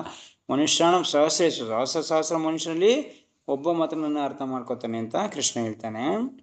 ಹೇಳಿದೆ ಬಹುತೇಕ ಎಲ್ಲಾ ಜನ ರಾಜಸ ಮತ್ತು ತಾಮಸ ಗುಣಗಳಿಂದ ನಿಯಂತ್ರಿತರಾಗಿರುತ್ತಾರೆ. ಎಲ್ಲರೂ ಕೂಡ ಏನು ಅಂದ್ರೆ ಈ 2 ಗುಣಗಳಿಂದ ಜಾಸ್ತಿ ಆಗಿದೆ, ರಾಜಸ ಮತ್ತೆ ತಾಮ ಗುಣದಿಂದ. ಹೀಗಾಗಿ ಅವರು ಯಾವಾಗಲೂ ಕಾಮ, ಲಾಲಸೆ, ಅತ್ಯಾಸೆ, ಅಜ್ಞಾನ ಮತ್ತು ನಿದ್ದೆಯಲ್ಲಿ ಮಗ್ನರಾಗಿರುತ್ತಾರೆ. ಹಿಂದೆ ಶ್ಲೋಕದಲ್ಲಿ ಬಂತು. ಸೊ ಇದಕ್ಕೆ ಮೂಲ ಕಾರಣ ಈ ಕಾಮ, ಲಾಲಸ, ಅತ್ಯಾಸೆಗೆ ರಜೋಗುಣ ತಮಗುಣದಿಂದ ಇರೋದು ಕಾರಣ. ಸೊ ಇಂತಹ ಅಸಂಖ್ಯ ಮನುಷ್ಯ ರೂಪದ ಮೃಗಗಳಲ್ಲಿ ಎಲ್ಲೋ ಒಬ್ಬನು ಮಾತ್ರ ಮನುಷ್ಯ ಜೀವನದ ಜವಾಬ್ದಾರಿಯನ್ನು ಅರಿತು ವಿಹಿತ ಕರ್ಮಗಳ ಆಚರಣೆಯಿಂದ ಜೀವನವನ್ನು ಪರಿಪೂರ್ಣಗೊಳಿಸಿಕೊಳ್ಳುವನು. ಇಂತಹ ಪರಿಪೂರ್ಣತೆಯನ್ನು ಪಡೆದ ಸಾವಿರಾರು ಜನರಲ್ಲಿ ಎಲ್ಲೋ ಒಬ್ಬ ಮಾತ್ರ ಪರಮ ಪುರುಷ ಶ್ರೀಕೃಷ್ಣನನ್ನು ವೈಜ್ಞಾನಿಕವಾಗಿ ಅರಿಯಬಲ್ಲನು. ಭಕ್ತಿ ಸೇವೆ ಪ್ರಕ್ರಿಯೆಯಿಂದ, ಭಕ್ತಿ ಯೋಗದಿಂದ ಮಾತ್ರ ಶ್ರೀಕೃಷ್ಣನ ವೈಜ್ಞಾನಿಕವಾಗಿ ತಿಳಿಯಲು ಸಾಧ್ಯ ಎಂದು ಭಗವದ್ಗೀತೆಯಲ್ಲಿ ಹೇಳಿದೆ. ಸೊ ಇಂಥ ಸಹಸ್ರ ಜೀವನದಲ್ಲಿ ಒಬ್ಬ ಭಗವಂತನ ಅರ್ಥ ಮಾಡ್ಕೊಳಕ್ ಬಂದರೂ ಕೂಡ ಎಷ್ಟು ಜನಕ್ಕೆ ಅವನು ಪರಿಪೂರ್ಣತೆಗೆ ಸ್ವಲ್ಪ ಸುಮಾರಾಗಿ ಅವನು ಅರ್ಥ ಆಗ್ತಾನೆ? ಕೆಲವು ಜನಕ್ಕೆ ಮಾತ್ರ. ಸಾವಿರಾರು ಜನರಲ್ಲಿ ಎಲ್ಲೋ ಒಬ್ಬ ಮಾತ್ರ ಕೃಷ್ಣನ ವೈಜ್ಞಾನಿಕವಾಗಿ ಅರ್ಥ ಮಾಡ್ಕೊತಾನೆ. ಅಂದ್ರೆ ಏನಿಲ್ಲ ತತ್ವಶಾಸ್ತ್ರದ ವಿಜ್ಞಾನದ ಮುಖಾಂತರ ಅರ್ಥ ಮಾಡ್ಕೊತಾನೆ. ಅಂತ ಸಹಸ್ರ ಸಂಖ್ಯೆಯಲ್ಲಿ ಮಾತ್ರ ಇನ್ನೊಬ್ಬ ಮಾತ್ರ ಪರಿಪೂರ್ಣತೆನ ಪಡೆಯನು. ಸೊ ಅಂದ್ರೆ ಕೃಷ್ಣ ಭಕ್ತಿ ತುಂಬಾ ರೇರ್ ಅಂತ. ಅನಂತ ಕೋಟಿ ಜೀವಿಗಳಲ್ಲಿ ಒಬ್ಬ ಮಾತ್ರ ಭಕ್ತಿಗೆ ಬರ್ತಾನೆ. ಆ ಭಕ್ತಿಗೆ ಬಂದವರಲ್ಲಿ ಸಹಸ್ರಾರು ಜನದಲ್ಲಿ ಯಾವನೋ ಒಬ್ಬ ಮಾತ್ರ ಭಗವಂತನ ಅರ್ಥ ಮಾಡ್ಕೋತಾನೆ. ಅರ್ಥ ಮಾಡ್ಕೊಳ್ಳೋಂಥ ಸಹಸ್ರಾರು ಜನದಲ್ಲಿ ಎಲ್ಲೋ ಒಬ್ಬನಿಗೆ ಶುದ್ಧ ಭಕ್ತಿ ಸಿಗುತ್ತೆ. ಶುದ್ಧ ಭಕ್ತಿ ಸಿಕ್ತರಲ್ಲೂ ಕೂಡ ಒಬ್ಬನೇ ಭಗವಂತನ ಪಡೆಯೋನು. ಅಂದ್ರೆ ತುಂಬಾ ರೇರ್ ಕೇಸು ಭಗವಂತನ ನಾವು ಪಡೆಯೋದು. ಅಂದ್ರೆ ಅದನ್ನ ಇಲ್ಲಿ ಪ್ರಭುಪಾದ ಈ ಥರ ವರ್ಣನೆ ಮಾಡ್ತಾರೆ. ಸೊ ವೈಜ್ಞಾನಿಕವಾಗಿ ತಿಳಿಯೋದು ತುಂಬಾ ಕಷ್ಟದ ಕೆಲಸ. ಭಗವಂತನ ತತ್ವತಃ ಭಗವಂತ ಇರಂಗೆ ಅರ್ಥ ಮಾಡ್ಕೊಳ್ಳೋದು. ತೆಕ್ವಾ ಜಸ್ಟ್ ಭಗವಂತನ ಇರೋ ಥರ ಅರ್ಥ ಮಾಡ್ಕೊಬಿಟ್ಟು ತೆಕ್ವಾದೇಹಂ ಪುನರ್ಜನ್ಮ ನೈತಿ ಮಾಮ್ಯತೆ 4ನೇ ಅಧ್ಯಾಯದ ಕೃಷ್ಣ ಹೇಳ್ತಾನೆ. ಯಾರು ನನ್ನ ತತ್ವತಃ ತಿಳ್ಕೊಂಡ್ಬಿಡ್ತಾರೋ ಅಂಥವ್ರು ಈ ದೇಹ ತ್ಯಾಗ ಮಾಡಿದ್ಮೇಲೆ ಭಗವಂತ ಧಾಮಕ್ಕೆ ಬರ್ತಾರೆ ಅಂತ ಹೇಳ್ತಾನೆ. ತುಂಬ ಕಷ್ಟ ಭಗವಂತನ ನೋಡಿ. ಭಗವಂತ ಯಾವುದೋ ಒಂದು ಕೃಷ್ಣನಾಗಿ ಬಂದಾಗಲೂ ಕೂಡ ಲೀಲೆ ಮಾಡ್ತಾ ಇದ್ದಾನೆ. ಅದೇ ವರಾಹ ರೂಪದಲ್ಲಿ ಇದ್ದಾಗಲೂ ಕೂಡ ಲೀಲೆ ಮಾಡ್ತಾ ಇದ್ದ. ವರಾಹ ರೂಪ ಆ ರೂಪನ ಅರ್ಥ ಮಾಡ್ಕೊಳ್ಳೋದು ತುಂಬಾ ಕಷ್ಟ ನಮಗೆ. ಭಗವಂತ ಯಾವ ತರ ಇದ್ದ, ಇಡೀ ಸಮುದ್ರ ದೇಹದಲ್ಲ ಒಂದು ರೋಮ ಕೂಪದ ಒಳಗಡೆ ತುಂಬೋದಾಯ್ತು, ಅಷ್ಟೊಂದು ದೊಡ್ಡ ರೂಪ ಅದು. ಅವನ್ನ ಹಂಗೆ ಅರ್ಥ ಮಾಡ್ಕೊಳ್ಳೋದು ಹಿಂಗೆ. ಜಸ್ಟ್ ನಾರ್ಮಲ್ ಕೃಷ್ಣ ಇಲ್ಲಿ ಓಡಾಡ್ಕೊಂಡು ಸುಬಾಲ ಇಟ್ಕೊಂಡು ಓಡಾಡ್ತಾರನ್ನ ಅರ್ಥ ಮಾಡ್ಕೊಳ್ಳೋದು ಹಿಂಗಾಗ್ಬಿಡುತ್ತೆ. ಏನೋ ಲೀಲೆಯಲ್ಲಿ ನಮ್ಮ ಭಾವನೆಯಲ್ಲಿ ಅರ್ಥ ಮಾಡ್ಕೊತಾ ಇದೀವಿ ಅಷ್ಟೇ. ಆದ್ರೆ ಪೂರ್ಣ ಪ್ರಮಾಣದಲ್ಲಿ ನಾವು ನೋಡಕ್ ಹೋದಾಗ ಇದು ವಿರೋಧಾಭಾಸ ತುಂಬಾ ಕಷ್ಟ ತತ್ವದಿಂದ ಅರ್ಥ ಮಾಡ್ಕೊಳ್ಳೋದು ಅವನನ್ನ. ಸೊ ಈ ಲೆವೆಲ್ಗೆ ಬರಕ್ಕೆ ಏನ್ ಮಾಡ್ಬೇಕು ನಾವು? ಭಕ್ತಿ ಯೋಗದಿಂದ, ಭಕ್ತಿ ಪ್ರಕ್ರಿಯೆಯಿಂದ ಮಾತ್ರ ಇದು ಸಾಧ್ಯ. ಪ್ರಭುಪಾದ ಸ್ಪಷ್ಟ ಮಾಡ್ತಾನೆ. ಏನು ಭಕ್ತಿ ಪ್ರಕ್ರಿಯೆ ಇಲ್ಲ ಅಂತಂದ್ರೆ ಇದು ಅರ್ಥ ಆಗೋದು ತುಂಬಾ ಕಷ್ಟ, ಭಗವಂತನ ಅರ್ಥ ಮಾಡ್ಕೊಳ್ಳೋದು. ಸೊ ಅದು ಮುಖ್ಯ ಇಲ್ಲಿ. ಸೊ ಏನೇ ಆಗ್ಲಿ ಟೋಟಲಿ ಲಾಸ್ಟ್ಗೆ ಎಲ್ಲಿ ಬರ್ತಾರೆ? ಭಕ್ತಿ ಸೇವೆ. ಭಗವಂತನ ಭಕ್ತಿ ಸೇವೆ ಮಾಡಿ ತಾನೇ ಆಟ ಮಾಡಿ. ಇದನ್ನ ನಮ್ಮ ಕೈಯಿಂದ ಇದನ್ನ ನೋಡಿ ಎಳ್ಳಷ್ಟು ಇದನ್ನ ಅರ್ಥ ಆಗಕ್ ಸಾಧ್ಯ ಇಲ್ಲ ಈ ವಿಚಾರಗಳು. ಅದೇ ಭಕ್ತಿ ಮಾಡ್ತಾ ಹೋಗಿ ತಾನೇ ಎಲ್ಲ ಗೊತ್ತಾಗತ್ತೆ. ಯಾಕೆ ಸುಮ್ಮನೆ ಕಷ್ಟಪಡ್ತೀರ? ತಾನೇ ಗೊತ್ತಾಗುತ್ತೆ. ಜಸ್ಟ್ ಓಕೆ ಭಗವಂತಂಗೆ ಹೇಳ್ತಾ ಇದ್ದಾನೆ, ನಾನು ಪೂಜೆ ಮಾಡೋದಷ್ಟೇ, ನಂದು ಭಗವಂತಂಗೆ ಈ ತರ ಸೇವೆ ಮಾಡೋದಷ್ಟೇ ಮಾಡ್ತಾ ಹೋಗಿ ತಾನೇ ಒಂದ್ ಕಾಲಕ್ಕೆ ಏನಾಗ್ತಾನೆ ಭಗವಂತ ನಮ್ಗೆ ತೋರ್ಪಡಿಸ್ಕೊತಾನೆ ಇಲ್ಲ. ಏನು ಅದಕ್ಕೆ ತೊಂದರೆ ಮಾಡಂತ. ನೆಕ್ಸ್ಟ್ ಅದೇ ವಿಷಯವನ್ನು ಇಲ್ಲಿ ಮೇಲಿನ ಶಬ್ದಗಳಲ್ಲಿ ಹೇಳಲಾಗಿದೆ. ಸಾಮಾನ್ಯ ಮನುಷ್ಯನು ಮನುಷ್ಯ ಜೀವನದಲ್ಲಿ ಯಶಸ್ಸನ್ನು ಪಡೆದರೂ ಕೂಡ ವೈಜ್ಞಾನಿಕವಾಗಿ ಅಥವಾ ಪರಿಪೂರ್ಣವಾಗಿ ಪರಮ ಪುರುಷನನ್ನು ಅರಿಯಲಾರ. ತಾನು ಐಹಿಕದ ಉತ್ಪತ್ತಿಯಲ್ಲ, ಅದಕ್ಕೆ ಬದಲು ಆತ್ಮ ಸ್ವರೂಪನಾಗಿದ್ದೇನೆ ಎಂಬುದನ್ನು ಅರಿತಾಗಲೇ ಮಾನವ ಜೀವನದ ಪರಿಪೂರ್ಣತೆ ಸಾಧ್ಯವಾಗುತ್ತದೆ. ಸೊ ಇದೊಂದು ಸಣ್ಣ ವಿಷಯ. ನಾನು ಈ ಐಹಿಕ ಉತ್ಪತ್ತಿ ಅಲ್ಲ, ಈ ಜಡದೇಹ ಅಲ್ಲ, ನಾನು ಒಂದು ಆತ್ಮ ಸ್ವರೂಪಿಯಾಗಿದ್ದೇನೆ. ಇದು ಒಂದು ಸಣ್ಣ ವಿಷಯದ ಮೇಲೆ ಇಡೀ ನಮ್ಮ ಭೌತಿಕ ಜೀವನ, ನಮ್ಮ ಆಧ್ಯಾತ್ಮಿಕ ಜೀವನ ನಿಂತಿರೋದು. ಸಿಂಪಲ್, ಜಸ್ಟ್ ನಾನು ಈ ದೇಹ ಅಲ್ಲ ಆತ್ಮ ಅಂತ ಇದನ್ನ ತಿಳ್ಕೊಳಕ್ಕೇನೆ ಒಂದು ಜನ್ಮಗಳು ಬೇಕು. ಪ್ರಾಕ್ಟೀಸ್ ಮಾಡಕ್ ಬಿಡಿ. ಇದನ್ನ ಇವತ್ತು ನಾವು ಯಾವ ಸ್ತರದಲ್ಲಿ ಭಕ್ತಿ ಮಾಡ್ತಾ ಇದೀವಿ ಅಂತಂದ್ರೆ ದೇಹ ಸ್ತರದಲ್ಲಿ ಭಕ್ತಿ ಮಾಡ್ತಾ ಇರೋದು, ಆತ್ಮ ಸ್ತರದಲ್ಲಿ ಭಕ್ತಿ ಮಾಡ್ತಾ ಇಲ್ಲ ನಾವು. ಜಸ್ಟ್ ನಮ್ಗೆ ಅನ್ಸ್ಕೋತಾ ಇದೀವಿ ಅಷ್ಟೇ. ಓಕೆ, ನಾವು ಆತ್ಮ ಆತ್ಮ ಆತ್ಮ ಅಂತ ಕೇಳ್ತಾ ಇದೀವಿ, ಅನ್ಕೋತಾ ಇದೀವಿ. ಆದ್ರೆ ಈ ವಿಷಯ ಬರೋದು ತುಂಬಾ ಕಷ್ಟ ಇದೆ. ನಾನು ಈ ದೇಹ ಅಲ್ಲ ಆತ್ಮ ಅಂತ. ನೋಡಿ, ಬೆಳಿಗ್ಗೆಯಿಂದ ಸಂಜೆವರೆಗೂ ಮಾಡ್ತಾ ಇರೋದೆಲ್ಲ ಯಾವುದಕ್ಕೋಸ್ಕರ ಮಾಡ್ತಾ ಇದೀವಿ? ಬೆಳಿಗ್ಗೆ ಒಂದು ಅರ್ಧ ಗಂಟೆ ಬೇಗ ಹೇಳಕ್ಕೆ ನಮ್ಮ ಕೈಲಿ ಆಗ್ತಾ ಇಲ್ಲ, ಇನ್ನೇನು ಆತ್ಮ ಸ್ವರೂಪಿಗಳು ನಾವು ಅನ್ಕೋತೀವಿ. ಒಂದಷ್ಟೊತ್ತು 1 hour ಕೂತ್ಕೊಂಡು ನಮ್ಗೆ ಜಪ ಮಾಡಕ್ ಆಗ್ತಾ ಇಲ್ಲ, ನಾವು ಆತ್ಮ ಸ್ವರೂಪಗಳು ಅಂತ ಹೆಂಗ್ ಅನ್ಕೊಳಕ್ಕಾಗತ್ತೆ? ಒಂದು ಅರ್ಧ ಗಂಟೆ ಕ್ಲಾಸ್ ಕೇಳ್ತಾ ಇದ್ದಂಗೆ ತೂಗುಡಿಕೆ ಬರುತ್ತೆ, ಹೆಂಗಪ್ಪ? ಪ್ರತಿಯೊಂದು ಬೆಳಿಗ್ಗೆಯಿಂದ ಸಂಜೆವರೆಗೂ ರಾತ್ರಿವರೆಗೂ ಮಾಡ್ತಾ ಇರೋದು ದೇಹಕ್ಕೋಸ್ಕರನೇ ಮಾಡ್ತಾ ಇದೀವಿ. ಯೋಚನೆ ಮಾಡ್ಕೊಳ್ಳಿ, ಬೇಕಾದ್ರೆ ಬರ್ದಿಟ್ಬಿಡಿ, ಬರ್ಕೊಳ್ಳಿ ಯಾವ್ಯಾವ ಕೆಲಸನ ಏನೇನ್ ಮಾಡ್ತಾ ಇದ್ದೀನಿ ಅಂತ. ಸೊ ಈ ಪ್ರತಿಯೊಂದು ಕೆಲಸನೂ ದೇಹಕ್ಕೋಸ್ಕರ ಮಾಡ್ತಾ ಇರೋ ಇನ್ನು ಆತ್ಮಿಕ ಪ್ರಜ್ಞೆ ಎಲ್ಲಿ ಬಂತು ನಮ್ಗೆ? ಒಂದು ಅರ್ಧ ಗಂಟೆ ರಸ ತಗೊಳ್ಳೋದು ತಗೊಳ್ಳಿಲ್ಲ ಅಂತಂದ್ರೆ ಮುಗ್ದೋಯ್ತು ಕತೆ. ಯಾವ ಪ್ರಜ್ಞೆ ಅದು ಅಲ್ವಾ? ಸೊ ಅಂದ್ರೆ ಇದೊಂದು ವಿಷಯ ಅರ್ಥ ಮಾಡ್ಕೊಂಡ್ರೆ ನಮ್ದು ಆಧ್ಯಾತ್ಮಿಕ ಜೀವನ ಅರ್ಧ ಏನು 3/4% ಗೆದ್ದಂಗೆ. ಏನು ಅರ್ಥ ಅಂದ್ರೆ ಅದು ತತ್ವತಃ ಅಂದ್ರೆ ಅದನ್ನ ಪ್ರಾಕ್ಟಿಕಲ್ ಆಗಿ ಅರ್ಥ ಮಾಡ್ಕೊಂಡಾಗ ನಾನು ಐಹಿಕ ಉತ್ಪತ್ತಿ ಅಲ್ಲ, ಅದಕ್ಕೆ ಬದಲು ಆತ್ಮ ಸ್ವರೂಪನಾಗಿದ್ದೇನೆ ಎಂಬುದನ್ನು ಅರಿತಾಗಲೇ ಮಾನವ ಜೀವನದ ಪರಿಪೂರ್ಣತೆ ಸಾಧ್ಯವಾಗುತ್ತದೆ.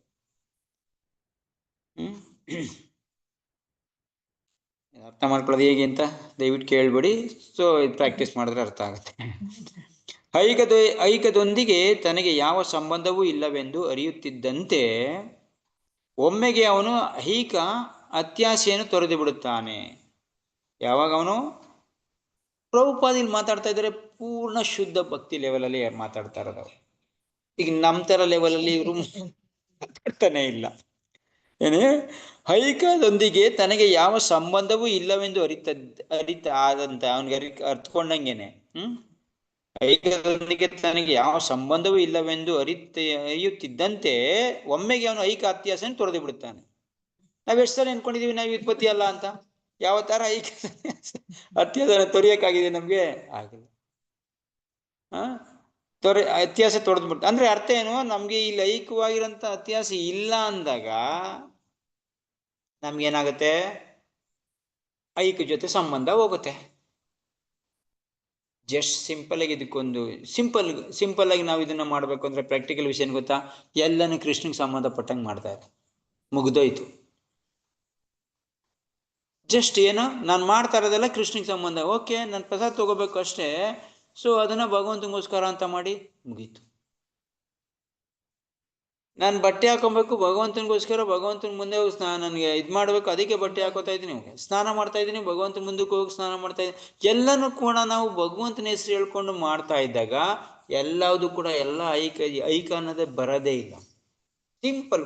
ಪ್ರಭುಪಾದು ಎಷ್ಟು ಸರಳಗೊಳಿಸ್ಬಿಟ್ಟಿದ್ದಾರೆ ಅಂತಂದ್ರೆ ವಿಷಯನ. ಇದು ಅಕಸ್ಮಾತ್ ಏನಾರ ಕೃಷ್ಣನ ವಿಷಯ ಬರಲಿಲ್ಲ ಅಂದ್ರೆ ಇದೆಲ್ಲ ತುಂಬಾ ಕಷ್ಟ.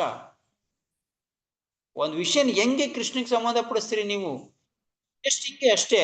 ಏನೋ ಸಿಂಪಲ್ ಆಗಿ ಏನ್ ಮಾಡ್ಬೇಕು? ನಾನು ಭಗವಂತನಿಗೆ ಸಂಬಂಧಪಟ್ಟ ಭಗವಂತನಿಗೋಸ್ಕರ ಮಾಡ್ತಾ ಇದ್ದೀನಿ. ಏನು ಮಾತಾಡ್ತಾ ಇದ್ದೀನಿ? ಕೃಷ್ಣಗೆ ಸಂಬಂಧಪಟ್ಟಂಗೆ ಮಾತಾಡ್ತಾ ಇದ್ದೀನಿ. ಏನು ಆಡ್ತಾ ಇದ್ದೀನಿ? ಕೃಷ್ಣಗೆ ಸಂಬಂಧಪಟ್ಟಂಗೆ ಆಡ್ತಾ ಇದ್ದೀನಿ. ಏನು ಅಡುಗೆ ಮಾಡ್ತಾ ಇದ್ದೀನಿ? ಕೃಷ್ಣಗೋಸ್ಕರ ಮಾಡ್ತಾ ಇದ್ದೀನಿ. ಮುಗ್ದೋಯ್ತು, ಪ್ರಕ್ರಿಯೆ ಮುಗ್ದೋಯ್ತು. ಎಲ್ಲ ಐಹಿಕ ಅನ್ನೋದು ಬರೋದೇ ಇಲ್ಲ. ಇದು ಸಿಂಪಲ್ ಪ್ರೊಸೆಸ್. ಸೊ ಅತ್ಯಾಸ, ಇಲ್ಲಿ ಅತ್ಯಾಸ ಏನ್ ಬಂತು? ಯಾಕಂದ್ರೆ ಅಕಸ್ಮಾತ್ ಎಲ್ಲ ಕೃಷ್ಣಗೋಸ್ಕರ ಮಾಡ್ತಾ ಇದ್ದಾಗ ಅತ್ಯಾಸ ಎಲ್ಲಿ ಬಂತು? ಅಪೋಸ್ ಅಕಸ್ಮಾತ್ ನನ್ನ ಹತ್ರ ಒಂದು ಕಾರ್ ಇದೆ, ಇನ್ನೊಂದು ಕಾರ್ ತಗೊಂಡು ಬೇರೆ ಕಾರಲ್ಲಿ ಹೋಗ್ಬೇಕು ಅಂದಾಗ ಅತ್ಯಾಸ ಬಂತು ಅಂತ ಇಟ್ಕೊಳ್ಳಿ. ಯಾಕೆಂದ್ರೆ ಕೃಷ್ಣಗೋಸ್ಕರ ಇದು ನಡೀತಾ ಇದೆ. ಇನ್ನ ಲಕ್ಸುರಿ ಕಾರ್ ತಗೋಬೇಕು ಅಂದ್ರೆ ಲಕ್ಸುರಿ ಯಾಕೆ ನಿನಗೆ, ಕೆಲಸ ಮಾಡ್ತಾ ಇದೆ ತಾನೇ ಅದು. ಸೊ ಇದು ಬಂದಾಗ ಬೇಕಾದ್ರೆ ಅದು ನೀವು ಅತ್ಯಾಸೆ ಬಂತು ಅಂತ ಇಟ್ಕೊಳ್ಳಿ, ಅದು ಇಲ್ದೇದಂಗೆ ನಾರ್ಮಲ್ ಆಗಿ ಏನಾರ ಇಟ್ಕೊಂಡ್ಬಿಟ್ರೆ ನೋಡಿ. Krishna simple, Krishna simple. ನಾವು ಸಿಂಪಲ್ ಆಗ್ಬಿಟ್ರೆ ಪ್ರಕ್ರಿಯೆ ಪೂರ್ಣ ಪ್ರಮಾಣದಲ್ಲಿ. ಕೃಷ್ಣ ಸಿಂಪಲ್ ಇಲ್ಲ, ಕೃಷ್ಣ ಲಕ್ಸುರಿನೇ ಇರಲಿ ಪರವಾಗಿಲ್ಲ, ನಾವು ಭಕ್ತಿನ ಸಿಂಪಲ್ ಮಾಡ್ಕೊಂಡ್ಬಿಟ್ರೆ ಇದೇ ಇಲ್ಲೇ ಯಾವುದು ಇದು ಪ್ರಾಬ್ಲಮೇ ಇಲ್ಲ. ನಮ್ಗೇನಾಗಿದೆ, ಸ್ವಲ್ಪ ನಮ್ದು ಸಿಂಪಲ್ ವಿಷಯ ಇಲ್ವೇ ಇಲ್ಲ, ಸ್ವಲ್ಪ ಲಕ್ಸುರಿ ಆಗ್ಬೇಕೆಲ್ಲ ಚೆನ್ನಾಗಿ ಆಗ್ಬೇಕು ಅನ್ನೋದು, ಕೃಷ್ಣನ್ಗೆ ಆವುನೇ ತಂದು ಹಾಕ್ಬೇಕು ಅನ್ನೋದು, ಕೃಷ್ಣನ್ಗೆ ಇದೇ ಊಟ ಅಡುಗೆ ಮಾಡ್ಕೊಡ್ಬೇಕು ಅನ್ನೋದು. ಅರೆ ಯಾಕೆ ಕೃಷ್ಣನ್ಗೆ ಯಾಕಪ್ಪ ಅಡುಗೆ, ನೀನು ಪ್ರೀತಿಯಿಂದ ಬರೀ ಜಸ್ಟ್ ಒಂದು ಯಾವ್ದು ಏನಿದೆಯೋ ಅದನ್ನ ಮಾಡಿಕೊಡು ಅಷ್ಟೇ. ಕೃಷ್ಣನ್ಗೆ ಅದನ್ನೇ ಮಾಡ್ಕೊಡ್ಬೇಕು. ಕೃಷ್ಣಂಗೆಲ್ಲ ಬೇಕಾಗಿರೋದು ನಿಮಗೆ, ನಮಗೆ ಬೇಕಾಗಿರೋದು. ಅದಕ್ಕೆ ನಾವು ಕೃಷ್ಣ ಬೇಕು ಅಂತ ಹೇಳ್ತಾರೆ. ಹಾ, ಕೃಷ್ಣ ಯಾವಾಗ ನಿಮ್ಗೆ ಅದನ್ನ ಬೇಕು ಇದನ್ನ ಬೇಕು ಅಂತ ಕೇಳ್ತೀವಿ, ಇಲ್ಲ ಜಸ್ಟ್ ನಿನ್ನ ಹತ್ರ ಏನಿದೆ ಅದನ್ನ ಕೊಡು ಅಷ್ಟೇ, ಸಿಂಪಲ್ ಆಗಿ. ಕೃಷ್ಣಂಗೆ ಒಳ್ಳೆ ಐಟಮ್ ಕೊಡ್ಬೇಕು ಅನ್ನೋದು ನಿಜ, ಇತ್ತ ಮಾಡ್ಕೊಡಿ. ಬೇಕು ಬೇಕು ಅಂದ್ರೆ ದಿನ ಮಾಡ್ಕೊಡ್ಬೇಡಿ, ದಿನ ಮಾಡ್ಕೊಡೋ ಅಗತ್ಯ ಇಲ್ಲ. 108 ಐಟಮ್ ಆಫರ್ ಮಾಡಿದೆ ಕೃಷ್ಣನ್ ತೃಪ್ತಿಗೋಸ್ಕರ. ಅರ್ರೇ ಕೃಷ್ಣನ್ ತೃಪ್ತಿಗೆಲ್ಲ ಮಾಡಿದ್ದು ನೀನು, ನನ್ ತೃಪ್ತಿ ನಿಮ್ ತೃಪ್ತಿಗೋಸ್ಕರ 108 ಐಟಮ್ ಮಾಡ್ಕೊಟ್ಟಿದ್ದ ಅವನಿಗೆ. ನೀವ್ ತಿನ್ನಕ್ ಅಫ್ಕೋರ್ಸ್ ಇದನ್ನು ಭಕ್ತರು ಹೊಸ್ದಾಗ್ ಬಂದಿರೋರ್ಗೋಸ್ಕರ ಜಾಸ್ತಿ ಮಾಡಕ್ಕೋಸ್ಕರ ಮಾಡ್ತಾರೆ, ಮಾಡ್ಕೊಡಿ, ನೀವು ತಿನ್ಬೇಡಿ ಆಯ್ತು ತಾನೆ. ಬೇರೆಯವ್ರ ತಾನೇ ನೀವು ಮಾಡ್ತಾ ಇರೋದು, ಪರವಾಗಿಲ್ಲ ಮಾಡಿ. ಯಾರು ಹೊಸ್ದಾಗ್ ಬಂದಿದಾರೋ ಅವ್ರನ್ನ ಕೃಷ್ಣ ಪ್ರಜ್ಞೆ ಬೆಳ್ಸಕ್ಕೋಸ್ಕರ ಅವ್ರಿಗೂ ಕೊಡಿ. ನೀವ್ಯಾಕೆ ತಿಂತಾ ಇದ್ದೀರಾ, ಜಸ್ಟ್ ಸಿಂಪಲ್ ಆಗಿ ತಿನ್ನಿ ನೀವು. ಇಲ್ಲಿ ನೋಡಿ, ನಾವು ಕೃಷ್ಣನ ಸಿಂಪಲ್ ಆಗಿ ಇಟ್ಕೊಂಡು ನಾವು ಸಿಂಪಲ್ ಆಗಿ ಇಟ್ಕೊಂಡ್ರೆ ಕೃಷ್ಣನು ಸಿಂಪಲ್ ಆಗ್ಬಿಡುತ್ತೆ, ಪ್ರಕ್ರಿಯೆನೂ ಸಿಂಪಲ್ ಆಗ್ಬಿಡುತ್ತೆ. ಯಾವಾಗ ಈ ಆಸೆ ಬರುತ್ತೋ, ಈ ಭೋಗ ಅನ್ನೋ ಆಸೆ ಬರುತ್ತೋ, ಅದನ್ನ ಏನ್ ಮಾಡ್ತೀವಿ, ಕೃಷ್ಣನ್ ಕಡೆ ಇದ್ ಮಾಡ್ತಾ ಇರ್ತೀವಿ. ಇದೇನಾಗುತ್ತೆ, ಸ್ವಲ್ಪ ನಡೀತಾರೆ. ಸೊ ಓಕೆ, ಒಂದ್ ರೀತಿಲಿ ಈಗ ನಾವು ಭಕ್ತ ಆಗಿರೋನು ಆನಂದ ಪಡ್ತಾ ಇರೋದು ಯಾವ್ದ್ರಲ್ಲಿ ಪಡಕ್ಕಾಗತ್ತೋ. ಅಕಸ್ಮಾತ್ ನಾನು ಈಗ ಬೆಳೀತಾ ಇದ್ದೀನಿ, ನಾನು ಸ್ವಲ್ಪ ಆನಂದ ಪಡಬೇಕು. ಆನಂದ ಅನ್ನೋದು ಕೃಷ್ಣನ್ ಕಡೆಯಿಂದ ನಂಗೆ ಸಿಗ್ತಾ ಇಲ್ಲ, ಅಂದ್ರೆ ಪೂರ್ಣ ಪ್ರಮಾಣದಲ್ಲಿ ಏನು ಆನಂದ ಮೋದಿ ವರ್ಧನಮೋ ಈಗ ಹೇಳಿದ್ವಲ್ಲ ಮೊನ್ನೆ, ಆವಾಗಲೇ ಆ ಥರ ಸಿಗ್ತಾ ಇಲ್ಲ. ಇವಾಗ ಪೂರ್ಣ ಪ್ರಮಾಣ 2 ವಿಷಯದಲ್ಲಿ ಸಿಗುತ್ತೆ ನಮ್ಗೆ. ಏನು, ಒಂದು ತಿನ್ನೋದ್ರಲ್ಲಿ, ಇನ್ನೊಂದು ಕೀರ್ತನಲ್ಲಿ ಸಿಗ್ಬೋದು. ಇನ್ ಕಥೆಲಂತೂ ಸಿಗಲ್ಲ ಬಿಡಿ, ಇನ್ಯಾವ ಬೇರೆಯಲ್ಲಿ ಸಿಗಲ್ಲ. ಕೀರ್ತನಲ್ಲಿ ಆನಂದ ಸಿಗುತ್ತೆ, ಪ್ರಸಾದದಲ್ಲಿ ಸಿಗುತ್ತಪ್ಪ. ಇಲ್ಲ ಅಲ್ಲಿ ಇಲ್ಲಿ ತಿರ್ಗೋದ್ರಲ್ಲಿ ಏನೋ ನಾವು ಟೂರ್ ಗೀರ್ಗೆ ಅಂತ ಹೋಯ್ತೀವಲ್ಲ, ಅಲ್ಲಿ ಅದ್ರಲ್ಲಿ ಸಿಗುತ್ತೆ. ಸೊ ಇದನ್ನ ಬಿಟ್ಟು ಇನ್ ಯಾವ್ದ್ರಲ್ಲಿ ಆನಂದ ಪಡ್ತೀನಿ ನಾನು, ಯಾವ್ದ್ರ ಪಡಕ ಸರಿ ಆಯ್ತು ಇದ್ರಲ್ಲಾರ ಪಡೋಣ ಅಂದ್ಬಿಟ್ಟು ಏನ್ ಮಾಡೋದು, ಸ್ವಲ್ಪ ಚೆನ್ನಾಗಿ ಮಾಡ್ಕೊಡೋದು, ಅವನಿಗಿಂತ ಮಾಡೋದು, ಈ ಕಡೆ ನಾವು ತಿನ್ನೋದು. ಸೊ ಇದು ಓಕೆ, ಸ್ವಲ್ಪ ಒಂದಂತದವರೆಗೆ ಸರಿ, ಇಲ್ಲ ಅಂತ ಹೇಳಲ್ಲ, ಚೆನ್ನಾಗಿರುತ್ತೆ. ಅದೇ ಅಕಸ್ಮಾತ್ ಮುಂದುವರಿತಾ ಇದ್ರೆ ಕೊನೆ ಲಾಸ್ಟ್ವರೆಗೂ 20-30 ವರ್ಷ ಆಗಿದೆ ಬಂದ್ಬಿಟ್ಟು ತಿರ್ಗಾ ನಾನು ಅದನ್ನೇ ಮಾಡ್ತಾ ಇದ್ದೀನಿ ಅಂತಂದ್ರೆ ಇದ್ರಲ್ಲಿ ಅರ್ಥ ಇಲ್ಲ, ಮುಂದುವರಿಯಕ್ ಆಗೋದಿಲ್ಲ ಕೃಷ್ಣ ಭಕ್ತಿ. ಸೊ ಇಂದ್ರಿಯ ಕಂಟ್ರೋಲ್ ಮಾಡೋದು ಹೆಂಗಂದ್ರೆ ಆಮೇಲೆ ಸೊ ಕೊನೆವರೆಗೂ ಇಂದ್ರಿಯ ಕಂಟ್ರೋಲ್ ಮಾಡ್ಬೇಕು ಅಂದ್ಬಿಟ್ಟು ಕಂಠಪೂರ್ತಿ ತಿಂತಾನೆ ಇದ್ರೆ ಅಲ್ಲ, ಪ್ರಸಾದ ಅನ್ಕೊಳ್ಳೋದು ತಿಂತಾ ಇರೋದು ಕಂಠಪೂರ್ತಿ,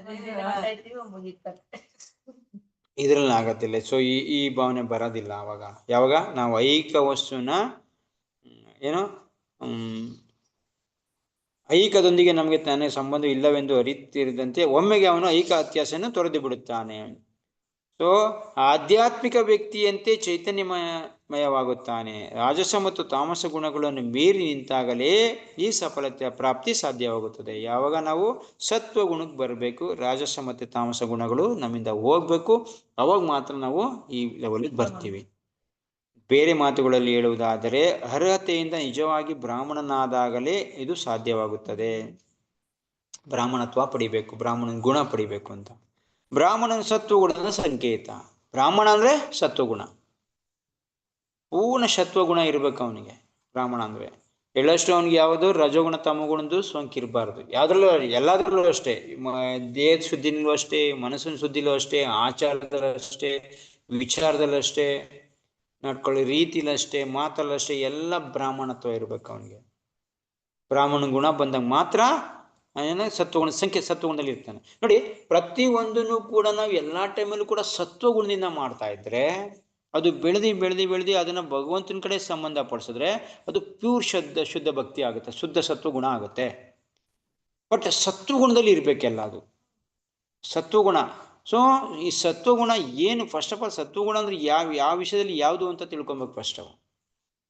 ಸತ್ವಗುಣ ಈ ವಿಷಯದಲ್ಲಿ, ಈಗ ಒಂದೊಂದು ವಿಷಯದಲ್ಲಿ ಒಂದೊಂಥರ ಸತ್ವಗುಣ ಇರುತ್ತೆ. ಈಗ ಸ್ನಾನ ಮಾಡೋದ್ರಲ್ಲಿ ಸತ್ವಗುಣ ಹೆಂಗ ಆತರ, ಬೆಳಿಗ್ಗೆ ಬ್ರಹ್ಮ ಮುಹೂರ್ತಕ್ಕೆ ಸ್ನಾನ ಮಾಡೋದು, ತುಂಬಾ ಬಿಸಿ ಒಳ್ಳೆ ಬೆಚ್ಚ ಕರೆಕ್ಟಾಗಿರೋದು ನೀರು ಸ್ನಾನ ಮಾಡದೇ ಇರೋದು. ಮತ್ತೆ ಸ್ನಾನ ಮಾಡ್ಬೇಕಾದ್ರೆ ಮಂತ್ರ ಹೇಳ್ಬೇಕು. ಏನ್ ಮಂತ್ರ ಇದೆಯೋ ಆ ಮಂತ್ರ ಹೇಳ್ಬೇಕು. ಮತ್ತೆ ದಿನಕ್ಕೆ 3 ಸರಿ ಸ್ನಾನ ಮಾಡಬೇಕು. 3 ಸರಿ ಸ್ನಾನ ಮಾಡಿದಾಗ್ಲೂ ಕೂಡ ಸ್ನಾನ ಮಾಡುವಾಗ ಏನು ಪೂರ್ಣಮಯ ಏನು ದಬ ಅಂತ ಲೀಟ್ರ್ ಗಟ್ಲೆ ಇಕೊಳ್ಳೋದೆಲ್ಲ ಬರೀ ಜಸ್ಟ್ 3 ಚೊಂಬಲ್ಲಿ ಸ್ನಾನ ಮಾಡಬೇಕು, 3-4 ಚೊಂಬಲ್ಲಿ. ದೇಹ ಶುದ್ಧಿಗೋಸ್ಕರ ಸ್ನಾನ ಮಾಡಬೇಕು. ಚೆನ್ನಾಗಿ ಸೋಪ್ ಹಾಕೊಂಡೆಲ್ಲ ಉಚ್ಕೊಳಂಗಿಲ್ಲ. ಇಂದ್ರಿಯ ತೃಪ್ತಿಗೋಸ್ಕರ ಸ್ನಾನ ಮಾಡಂಗಿಲ್ಲ. ಅದು 2-3 ನಿಮಿಷಕ್ಕೆ ಸ್ನಾನ ಮಾಡ್ಕೊ ಬರ್ಬೇಕು, ಗಂಟೆ ಗಟ್ಲೆ ಮಾಡಂಗಿಲ್ಲ. ಈ 3-4 ಚೊಂಬ ಏನ್ ಗಂಟೆ ಗಟ್ಲೆ ಏನ್ ಮಾಡೋ ಅವಶ್ಯಕತೆ ಏನಿದೆ? 3-4 ಚೊಂಬ ಹಾಕೊಂಡು ಸೊ ಇದೆಲ್ಲ ಇದು ಸತ್ವಗುಣದ ಸ್ನಾನ ಇದು. ಅದೇ ತರ ಪ್ರತಿ ಒಂದು ತಿನ್ಬೇಕಾದ್ರೆ ಸತ್ವಗುಣದ ತರನೇ ತಿನ್ಬೇಕು. ಎಷ್ಟು ಸಿಂಪಲ್ ಆಗಿ ನಿನಗೆ ನಿನ್ನ ಕೆಲ್ಸ ಏನಿದೆಯಪ್ಪ, ಬ್ರಾಹ್ಮಣನ ಕೆಲ್ಸ ಪೂಜೆ ಮಾಡಕ್ ಯಾಕಪ್ಪ ಅವನಿಗೆ ತಟ್ಟೆ ತುಂಬಾ ಬೇಕು? ಅವನಿಗೆ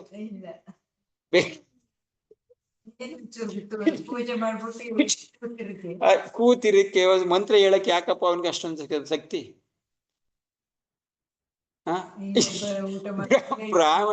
ಬ್ರಾಹ್ಮಣನ ಕ್ವಾಲಿಟೀಸು ಇದೆ, ಹಿಂಗೆ ಇರ್ಬೇಕು, ಹಂಗೆ ಇದೆಲ್ಲ ಮಾಡ್ತಾ ಇದ್ರೆ ಮಾತ್ರ ಬ್ರಾಹ್ಮಣತ್ವ ಇರುತ್ತೆ ನಮ್ಗೆ.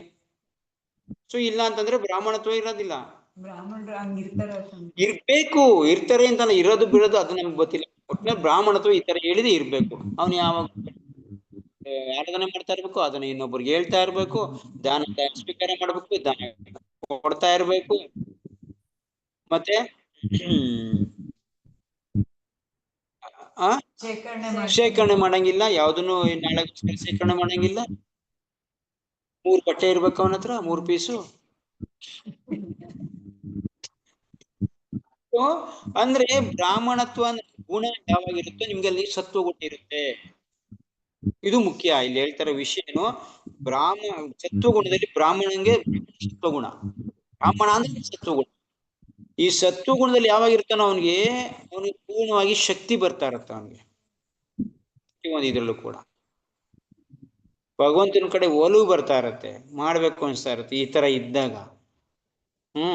ಸೊ ಸಂಕೇತ, ಸಂಕೇತ ಅಂದ್ರೆ ಬ್ರಾಹ್ಮಣತ್ವ ಅಂದ್ರೆ ಇದು ಸತ್ವಗುಣ ಸಂಕೇತ. ಮಿಕ್ಕವರು ಅಂದರೆ ಸತ್ವಗುಣದಲ್ಲಿ ಇಲ್ಲದವರು ಕ್ಷತ್ರಿಯರು, ವೈಶ್ಯರು, ಶೂದ್ರರು ಅಥವಾ ಶೂದ್ರರಿಗಿಂತ ಕೆಳಗಿನವರು ಆಗಿರುತ್ತಾರೆ. ಬ್ರಾಹ್ಮಣ ಸ್ಥಿತಿ ಅದರ ಉತ್ತಮ ಅರ್ಹತೆಗಳಿಂದಾಗಿ ಸಾಮಾನ್ಯ ಜೀವನದ ಅತ್ಯುನ್ನತ ಸ್ಥಿತಿಯಲ್ಲಿರುತ್ತದೆ. ಕೊನೆಯ ಪಕ್ಷ ಬ್ರಾಹ್ಮಣದ ಅರ್ಹತೆಯನ್ನಾದರೂ ಗಳಿಸದೆ ಯಾರೂ ಭಕ್ತನಾಗಲಾರ. ಭಕ್ತ ಅಂತ ಹೇಳ್ಕೊತಾ ಇದೀವಲ್ಲ, ಬ್ರಾಹ್ಮಣ ಸ್ಥಿತಿ ಇಲ್ದಿರ ನಾವು ಭಕ್ತ ಆಗಕ್ ಸಾಧ್ಯನೇ ಇಲ್ಲ. ಪ್ರಭುಪಾದ ಹೇಳ್ತಾ ಇರೋದು, ಪ್ರಭುಪಾದ ಸ್ಟ್ಯಾಂಡರ್ಡ್ ಇದು, ಯಾರು ಹೇಳ. ಸೊ ಅಟ್ಲೀಸ್ಟ್ ನಮ್ಗೆ ಮಿನಿಮಮ್ ಕ್ವಾಲಿಟಿ ಭಕ್ತ ಅನ್ಸ್ಕೋಬೇಕು.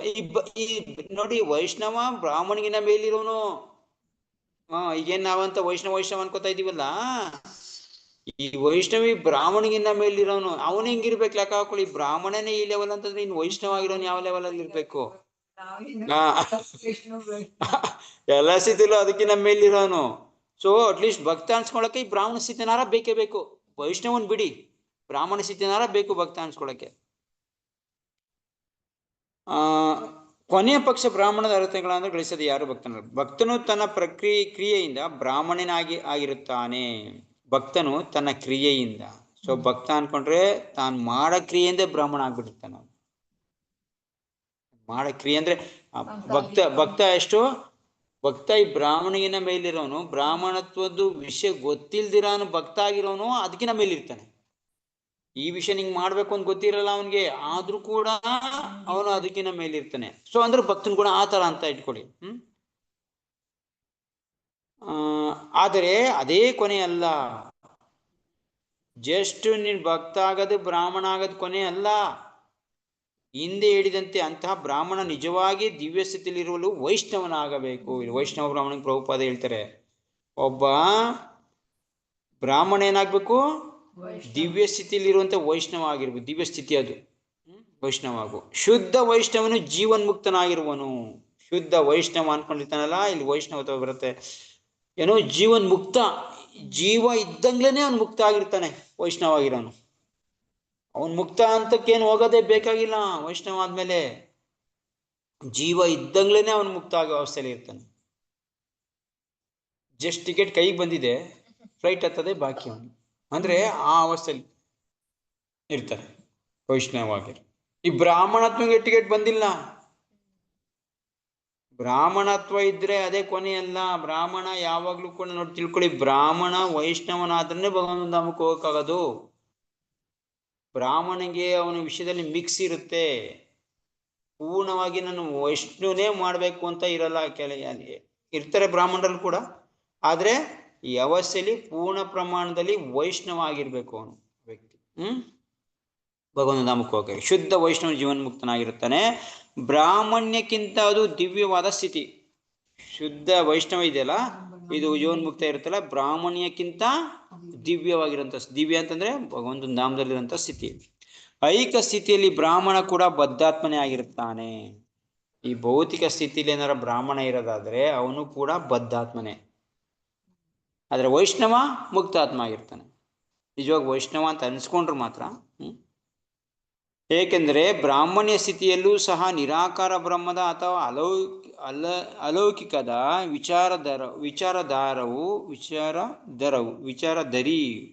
ವಿಚಾರಧರಿವು ಇರುತ್ತದೆಯೇ ವಿನ ಪರಮ ಪುರುಷನ ವೈಜ್ಞಾನಿಕ ಅರಿವಿರುವುದಿಲ್ಲ. ಸೊ ಇದು ತುಂಬಾ ಹೆವಿ ವರ್ಡ್ಗಳು, ಇವೆಲ್ಲ ಅರ್ಥ ಮಾಡ್ಕೊಳ್ಳೋದು. ನೋಡಿ, ಬ್ರಾಹ್ಮಣ್ಯ ಸ್ಥಿತಿಯಲ್ಲೂ ಸಹ ನಿರಾಕಾರ ಬ್ರಹ್ಮದ ಅಥವಾ ಅಲೌಕಿಕದ ವಿಚಾರಧರಿವು ಇರುತ್ತದೆಯೇ ವಿನ, ಒಬ್ಬ ಬ್ರಾಹ್ಮಣ ಆಗಿದ್ರು ಕೂಡ ಅವನಿಗೆ ಇನ್ನೂ ಅಲೌಕಿಕದ ಅರಿವಿರ್ತದೆ ಅವನಿಗೆ. ಆದ್ರೆ ಆಚರಣೆ ಮುಖಾಂತರ ಮಾಡ್ತಾರಲ್ಲ, ನಿರಾಕಾರ ಬ್ರಹ್ಮದ ಅರಿವು ಇರ್ತದೆ ವಿನ ಪರಮ ಪುರುಷನ ವೈಜ್ಞಾನಿಕ ಅರಿವಿರುವುದಿಲ್ಲ. ಯಾಕೆ ಪ್ರಭುಪಾದ ಇಷ್ಟೊಂದಲ್ಲಿ ಹೇಳ್ತಾ ಇದ್ದಾರೆ ಅಂದ್ರೆ, ಭಗವಂತನ ವೈಜ್ಞಾನಿಕವಾಗಿ ಅರ್ಥ ಮಾಡ್ಕೋಬೇಕು ಅಂತ, ತತ್ವ ವಿಜ್ಞಾನದ ಮುಖಾಂತರ ಅರ್ಥ ಆಗುತ್ತೆ ಅಂತ ಹೇಳಿದ್ರಲ್ಲ ಇಲ್ಲಿ ಶ್ಲೋಕದಲ್ಲಿ. ಅದಕ್ಕೆ ಇಷ್ಟೆಲ್ಲ ಹೇಳ್ತಾ ಇರೋದು. ಪರಮ ಪುರುಷನ ವೈಜ್ಞಾನಿಕ ಅರಿವು, ವಿಜ್ಞಾನದ ಮುಖಾಂತರ, ತತ್ವದ ಮುಖಾಂತರ ನಾವು ಭಗವಂತನ ಅರ್ಥ ಮಾಡ್ಕೊಂಡಿಲ್ಲ ಅಂತ. ಅಂದ್ರೆ ಪೂರ್ಣ ಪ್ರಮಾಣದಲ್ಲಿ ಆಚರಣೆ ಮುಖಾಂತರ ಅರ್ಥ ಮಾಡ್ಕೊಂಡಿಲ್ಲ ಅವನ್ನ ಅಂತ. ಪರಮ ಪುರುಷ ಕೃಷ್ಣನನ್ನು ಅರಿಯಬೇಕಾದ್ರೆ ಬ್ರಾಹ್ಮಣ್ಯದ ಸ್ಥಿತಿಯಲ್ಲಿ ದಾಟಿ ವಾಸುದೇವ ಸ್ಥಿತಿಯನ್ನು ತಲುಪಬೇಕು. ಕೃಷ್ಣನ ಅರಿಯಬೇಕಾದ್ರೆ ಏನ್ ಮಾಡಬೇಕು? ಈ ಬ್ರಾಹ್ಮಣ್ಯದ ಸ್ಥಿತಿಯಿಂದ ದಾಟಿ ವಾಸುದೇವ ಸ್ಥಿತಿ ಅಂದ್ರೆ ಏನು? ಬಹುನಾಂ ಜನ್ಮನಾಂತೆ ಜ್ಞಾನವಾನ್ ಮಾಂ ಪ್ರಪದಿದೆ ವಾಸುದೇವ ಸರ್ವಮಿತಿ ಸ ಮಾತ್ಮ ಸುದುರ್ಲಭ. ವಾಸುದೇವ ಪ್ರತಿ ಒಂದಕ್ಕೂ ವಾಸುದೇವನೇ ಕಾರಣ. ವಾಸುದೇವ ಬಿಟ್ರೆ ಬೇರೆ ಈ ಭೌತಿಕ ಪ್ರಪಂಚಕ್ಕೆ ಅಸ್ತಿತ್ವನೇ ಇಲ್ಲ. ಈ ಸ್ಥಿತಿನ ಅರ್ಥ ಮಾಡ್ಕೊಂಡು ಅದರ ತರ ನಡೀತಾ ಇರೋನು. ಸೊ ನಡೀತಾ ಇರೋಂಥ ವ್ಯಕ್ತಿ ಏನ್ಬೇಕು? ಆ ತರ ವಿಷಯಕ್ಕೆ ತಲುಪಿದ್ರೆ ಮಾತ್ರ ನಾವು ವೈಷ್ಣವ ಹಂತಕ್ಕೆ ತಲುಪೋದು. ಬ್ರಾಹ್ಮಣ್ಯದ ಸ್ಥಿತಿಯಿಂದ ಮೇಲಿರಂತ ಅಂತ ಅದು. ಪರಮ ಪುರುಷ ವಿಜ್ಞಾನವು ಆಧ್ಯಾತ್ಮಿಕ ದಿಶೆಯಲ್ಲಿ ಸ್ನಾತಕೋತ್ತರ ವಿದ್ಯಾರ್ಥಿಗಳ ಅಧ್ಯಯನದ ವಸ್ತುವಾಗಿರುತ್ತದೆ. ಪರಮ ಪುರುಷನ ವಿಜ್ಞಾನ ಏನಾಗುತ್ತೆ? ಹೈಯೆಸ್ಟ್ ಫಿಲಾಸಫಿ ಮೇಲ್ಗಡೆ, ಅಂದ್ರೆ ಈ ಭೌತಿಕ ಪ್ರಪಂಚದಲ್ಲಿ ಎಲ್ಲಾದ್ರು PhD ಅಂತ ಮಾಡ್ತೀವಲ್ಲ, ಸ್ನಾತಕ ಅಂದ್ರೆ ಡಿಗ್ರಿ, ಡಬಲ್ ಡಿಗ್ರಿ ಅಂತ ಮಾಡ್ತೀವಲ್ಲ, ಆ ಡಿಗ್ರಿ ಲೆವೆಲ್ ಅಲ್ಲಿ ಇರೋದು ಈ ಒಬ್ಬ ವ್ಯಕ್ತಿ ಭಗವಂತನ ಈ ತರ ಅರ್ಥ ಮಾಡ್ಕೊಳ್ಳೋದು ಹೈಯೆಸ್ಟ್ ಸ್ಥಿತಿ. ಮೂರ್ಖ ಜನರು ಅಥವಾ ಅಲ್ಪಜ್ಞಾನವನ್ನೇ ಬಂಡವಾಳವಾಗಿಸಿಕೊಂಡವರು ಪರಮ ಪುರುಷನನ್ನು ಅರಿಯಲಾರದೆ ಕೃಷ್ಣನನ್ನು ತಮ್ಮ ಲಹರಿಗೆ ತಕ್ಕಂತೆ ಅರ್ಥೈಸುತ್ತಾರೆ. ಆದರೂ ವಾಸ್ತವ ಸಂಗತಿ ಎಂದರೆ ಬ್ರಾಹ್ಮಣ್ಯವನ್ನು ಒಳಗೊಂಡಂತೆ ಎಲ್ಲ ಸ್ಥಿತಿಯಲ್ಲೂ ಐಹಿಕ ವಿಷಯಗಳ ಕಲಂಕದಿಂದ ಮುಕ್ತನಾಗುವ ತನಕ ಪರಮ ಪುರುಷ ವಿಜ್ಞಾನವನ್ನು ಯಾರೂ ಅರಿಯಲಾರರು. ಬ್ರಾಹ್ಮಣ್ಯವನ್ನು ಒಳಗೊಂಡಂತೆ ಎಲ್ಲಾ ಸ್ಥಿತಿಯಲ್ಲೂ ಐಹಿಕ ವಿಷಯಗಳ ಕಲಂಕದಿಂದ ಮುಕ್ತನಾಗದೆ, ಅಂಡರ್ಲೈನ್ ಮಾಡಿಬೇಕಾದ್ರಿಂದ, ಯಾರು ಭೌತಿಕ ಪ್ರಪಂಚದ ಕಲ್ಮಶ ವಿಷಯ ಕಲ್ಮಶ ಸ್ಲೈಡಲ್ಲಿ ಇದೆ ನೋಡಿ, ಐಹಿಕ ವಿಷಯಗಳ ಕಲಂಕದಿಂದ ಮುಕ್ತನಾಗುವ ತನಕ ಪರಮಪುರುಷ ವಿಜ್ಞಾನವನ್ನು ಯಾರು ಅರಿಯಲ್ಲ. ಈ ಭೌತಿಕ ಪ್ರಪಂಚದಿಂದ ಮುಕ್ತಾವಸ್ಥೆ ಆಗದೇ ಇರೋವರೆಗೂ ಯಾರೂ ಭಗವಂತನ ಅರಿಯಕ್ಕೆ ಸಾಧ್ಯ. ಲವಲೇಶನು ಈ ಭೌತಿಕ ಪ್ರಪಂಚದ ಸೋಂಕು ಇರಬಾರ್ದು.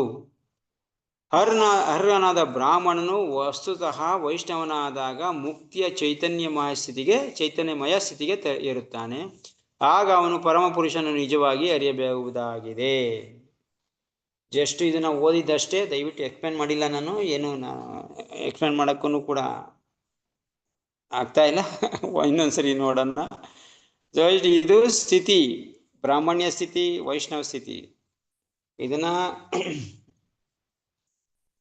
ಭಕ್ತಿ ಸಿದ್ಧಾಂತ ಸರಸ್ವತಿ ಠಾಕೂರು ಬ್ರಾಹ್ಮಣ ಮತ್ತು ವೈಷ್ಣವದಲ್ಲಿ ಏನು ಅಂತರ ಅಂತ ಒಂದು ಬುಕ್ ಇದೆ.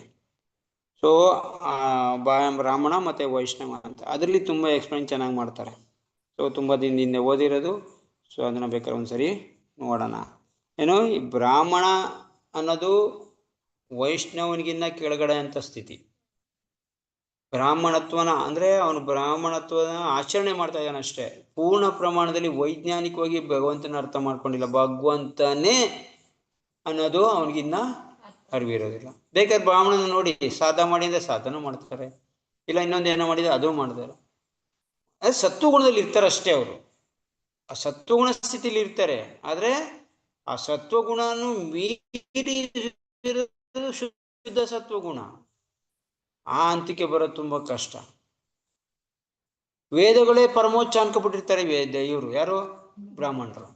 ವೈಷ್ಣವ ಹೇಳ್ತಾ ಇದ್ದಾನೆ, ವೈಷ್ಣವತ್ವ ಅನ್ನೋದು ವೇದಗಳಿಗೂ ಮೀರಿರೋದು. ಕೃಷ್ಣ ಹೇಳ್ತಾ ಇದ್ದಾನೆ ಭಗವದ್ಗೀತೆ ಸಿಂಪಲ್ ಆಗಿ ಹೇಳ್ತಾರೆ, ನೀನು ವೇದಗಳನ್ನ ಮೀರಿದವನಾಗ್ಬೇಕು. ವೇದಗಳು ಏನ್ ಹೇಳ್ತದೆ, ಬರೀ 3 ಗುಣಗಳ ಬಗ್ಗೆ ಹೇಳ್ತಾ ಇದೆ. ಬ್ರಾಹ್ಮಣರು ಹೇಳ್ತಾ ಎಲ್ಲ ವೇದ ವೇದ ವೇದ ಅಂತ ಇಟ್ಕೊಂಡಿದ್ದಾರೆ. ಆದ್ರೆ ನೀನೇನ್ ಮಾಡಬೇಕು, ಈ ವೇದಗಳನ್ನ ಮೀರಿದವನಾಗ್ಬೇಕು ಅಂತ ಕೃಷ್ಣ ಹೇಳ್ತಾನೆ ಅರ್ಜುನಿಗೆ. ಅಂದ್ರೆ ಏನು, ಇನ್ನು ಈ ವೇದಗಳನ್ನ ಮೀರಿರುವಂತ ಸ್ಥಿತಿ ಅಂದ್ರೆ ವೈಷ್ಣವ ಸ್ಥಿತಿ, ಶುದ್ಧ ವೈಷ್ಣವ ಸ್ಥಿತಿ. ಅದ್ರಲ್ಲಿ ಆ ಸ್ಥಿತಿಗೆ ಬಂದ್ರೆ ಮಾತ್ರ, ಅಂದ್ರೆ ರೆವಲ್ಯೂಷನ್ ಏನ್ ಹೇಳ್ತಿದ್ರು ಪ್ರೂಫ್, ಅದು ಐಹಿಕ ವಿಷಯಗಳ ಕಲಂಕದಿಂದ ಮುಕ್ತನಾಗುವ ತನಕ. ಈ ಐಹಿಕ ಕಲ್ಮಶ ಇದೆಯಲ್ಲ, ಕಲಂಕ, ಈ ಕಲಂಕದಿಂದ ಮುಕ್ತನಾಗೋ ತನಕ ನಮಗೆ ಭಗವಂತ ಅದೇ ವೈಜ್ಞಾನಿಕವಾಗಿ ಅವನ ಯಾರು ಅರಿಯಕ ಆಗೋದಿಲ್ಲ. ವಿಜ್ಞಾನದಲ್ಲಿ ಭಗವಂತನ ಅರ್ಥಕೊಳ್ಳೋಕೆ ಅಷ್ಟೊಂದು ಸೂಕ್ಷ್ಮ ವಿಷಯ. ಆಕ್ಚುಲಿ ಭಗವಂತನ ಅರ್ಥಕೊಳ್ಳೋದು, ಭಗವಂತನ ತಿಳ್ಕೊಳ್ಳೋದು ಅಂದ್ರೆ ಹೆಂಗೆ ಇದು. ಸೊ ಹೆಂಗೆ ಅರ್ಥಕೊಳ್ಳೋದು, ಏನ್ ಎಲ್ಲ ಬಿಟ್ಟು ಭಗವಂತನಿಗೋಸ್ಕರ ಪೂರ್ಣ ಪ್ರಮಾಣದಲ್ಲಿ ತನ್ನ ಮುಡುಪಾಗಿ ಇಟ್ಕೊಂಡವನೇ ಈ ಸ್ಥಿತಿಗೆ ಬಂದಿರ್ತಾನೆ. Simple simple. ಎಲ್ಲನೂ ಭಗವಂತನಿಗೋಸ್ಕರ ಪೂರ್ಣ ಶರಣಾಗತನಾಗಿ ಬಂದಿರ್ತಾನಲ್ಲ, ಭಗವಂತನ ಭಕ್ತಿ ಮಾಡ್ತಾ ಇರ್ತಾನಲ್ಲ, ಅಂತವನು ಈ ಸ್ಥಿತಿಗೆ ಬಂದಿರ್ತಾನೆ. ಅವನಿಗೆ ಈ ಐಹಿಕ ಇದು ಲವಲೇಶನು ತಟ್ಟದಿಲ್ಲ. ಅಂದ್ರೆ ಏನರ್ಥ, ಪೂರ್ಣ ಪ್ರಮಾಣದಲ್ಲಿ ತನಗಿರೋದೆಲ್ಲನೂ ಕೂಡ ಅವನು ಭಗವಂತನ ಬಗ್ಗೆ ಮಾಡ್ತಾ ಇರ್ತಾನೆ.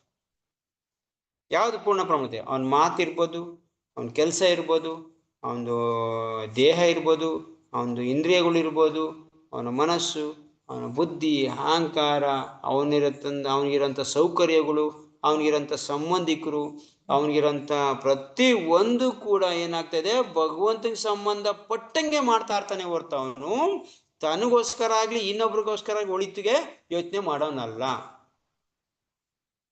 ಯಾವ ವಿಧದಲ್ಲೂ ಕೂಡ, ಎಂಥ ಟೈಮಲ್ಲೂ ಕೂಡ.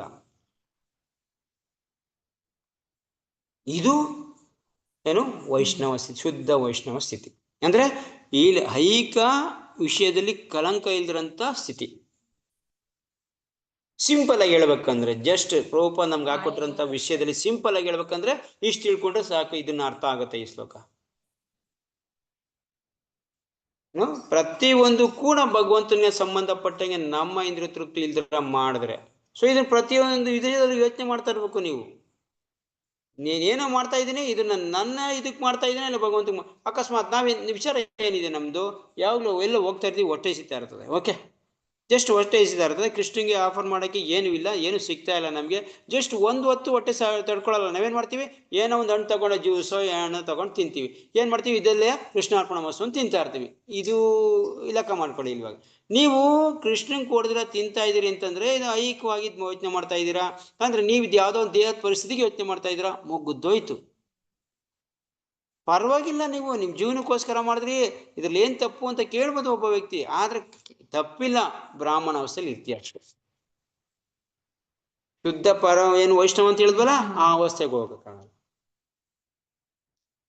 ಶುದ್ಧ ವೈಷ್ಣವ ಏನು, ಭಗವಂತನ ಬಿಟ್ಟು ಅದೇನೇನು ಹಾಕ್ಬಿಡ್ಲಿ, ನಂಗೆ ದೇಹ ಹೋಗುತ್ತಾ ಹೋಗ್ಬಿಡ್ಲಿ ಪರವಾಗಿಲ್ಲ, ಆದ್ರೆ ಭಗವಂತನ ಬಿಟ್ಟು ನಾನು ಇರಲ್ಲ. ಭಗವಂತನಿಗೆ ಇದ್ ಮಾಡಿದಿರ ನಾನು ಮಾಡೋದಿಲ್ಲ. ಇದು ಶುದ್ಧ ವೈಷ್ಣವ.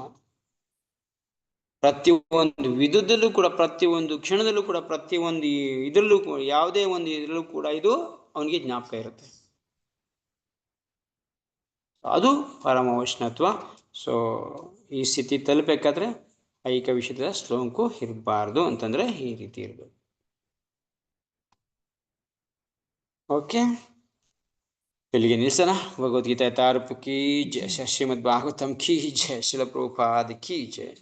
ಓಕೆ, ಇದರಲ್ಲಿ ಏನಾದ್ರು ಹೇಳೋದ್ರಲ್ಲಿ ಸ್ವಲ್ಪ ತಪ್ಪಿದ್ರೆ, ಇದರಲ್ಲಿ ಸರಿ ಎಕ್ಸ್ಪ್ಲೇನ್ ಆಗಿಲ್ಲ ಅಂದ್ರೆ, ಸರಿ ಅರ್ಥ ಆಗಿಲ್ಲ ಅಂದ್ರೆ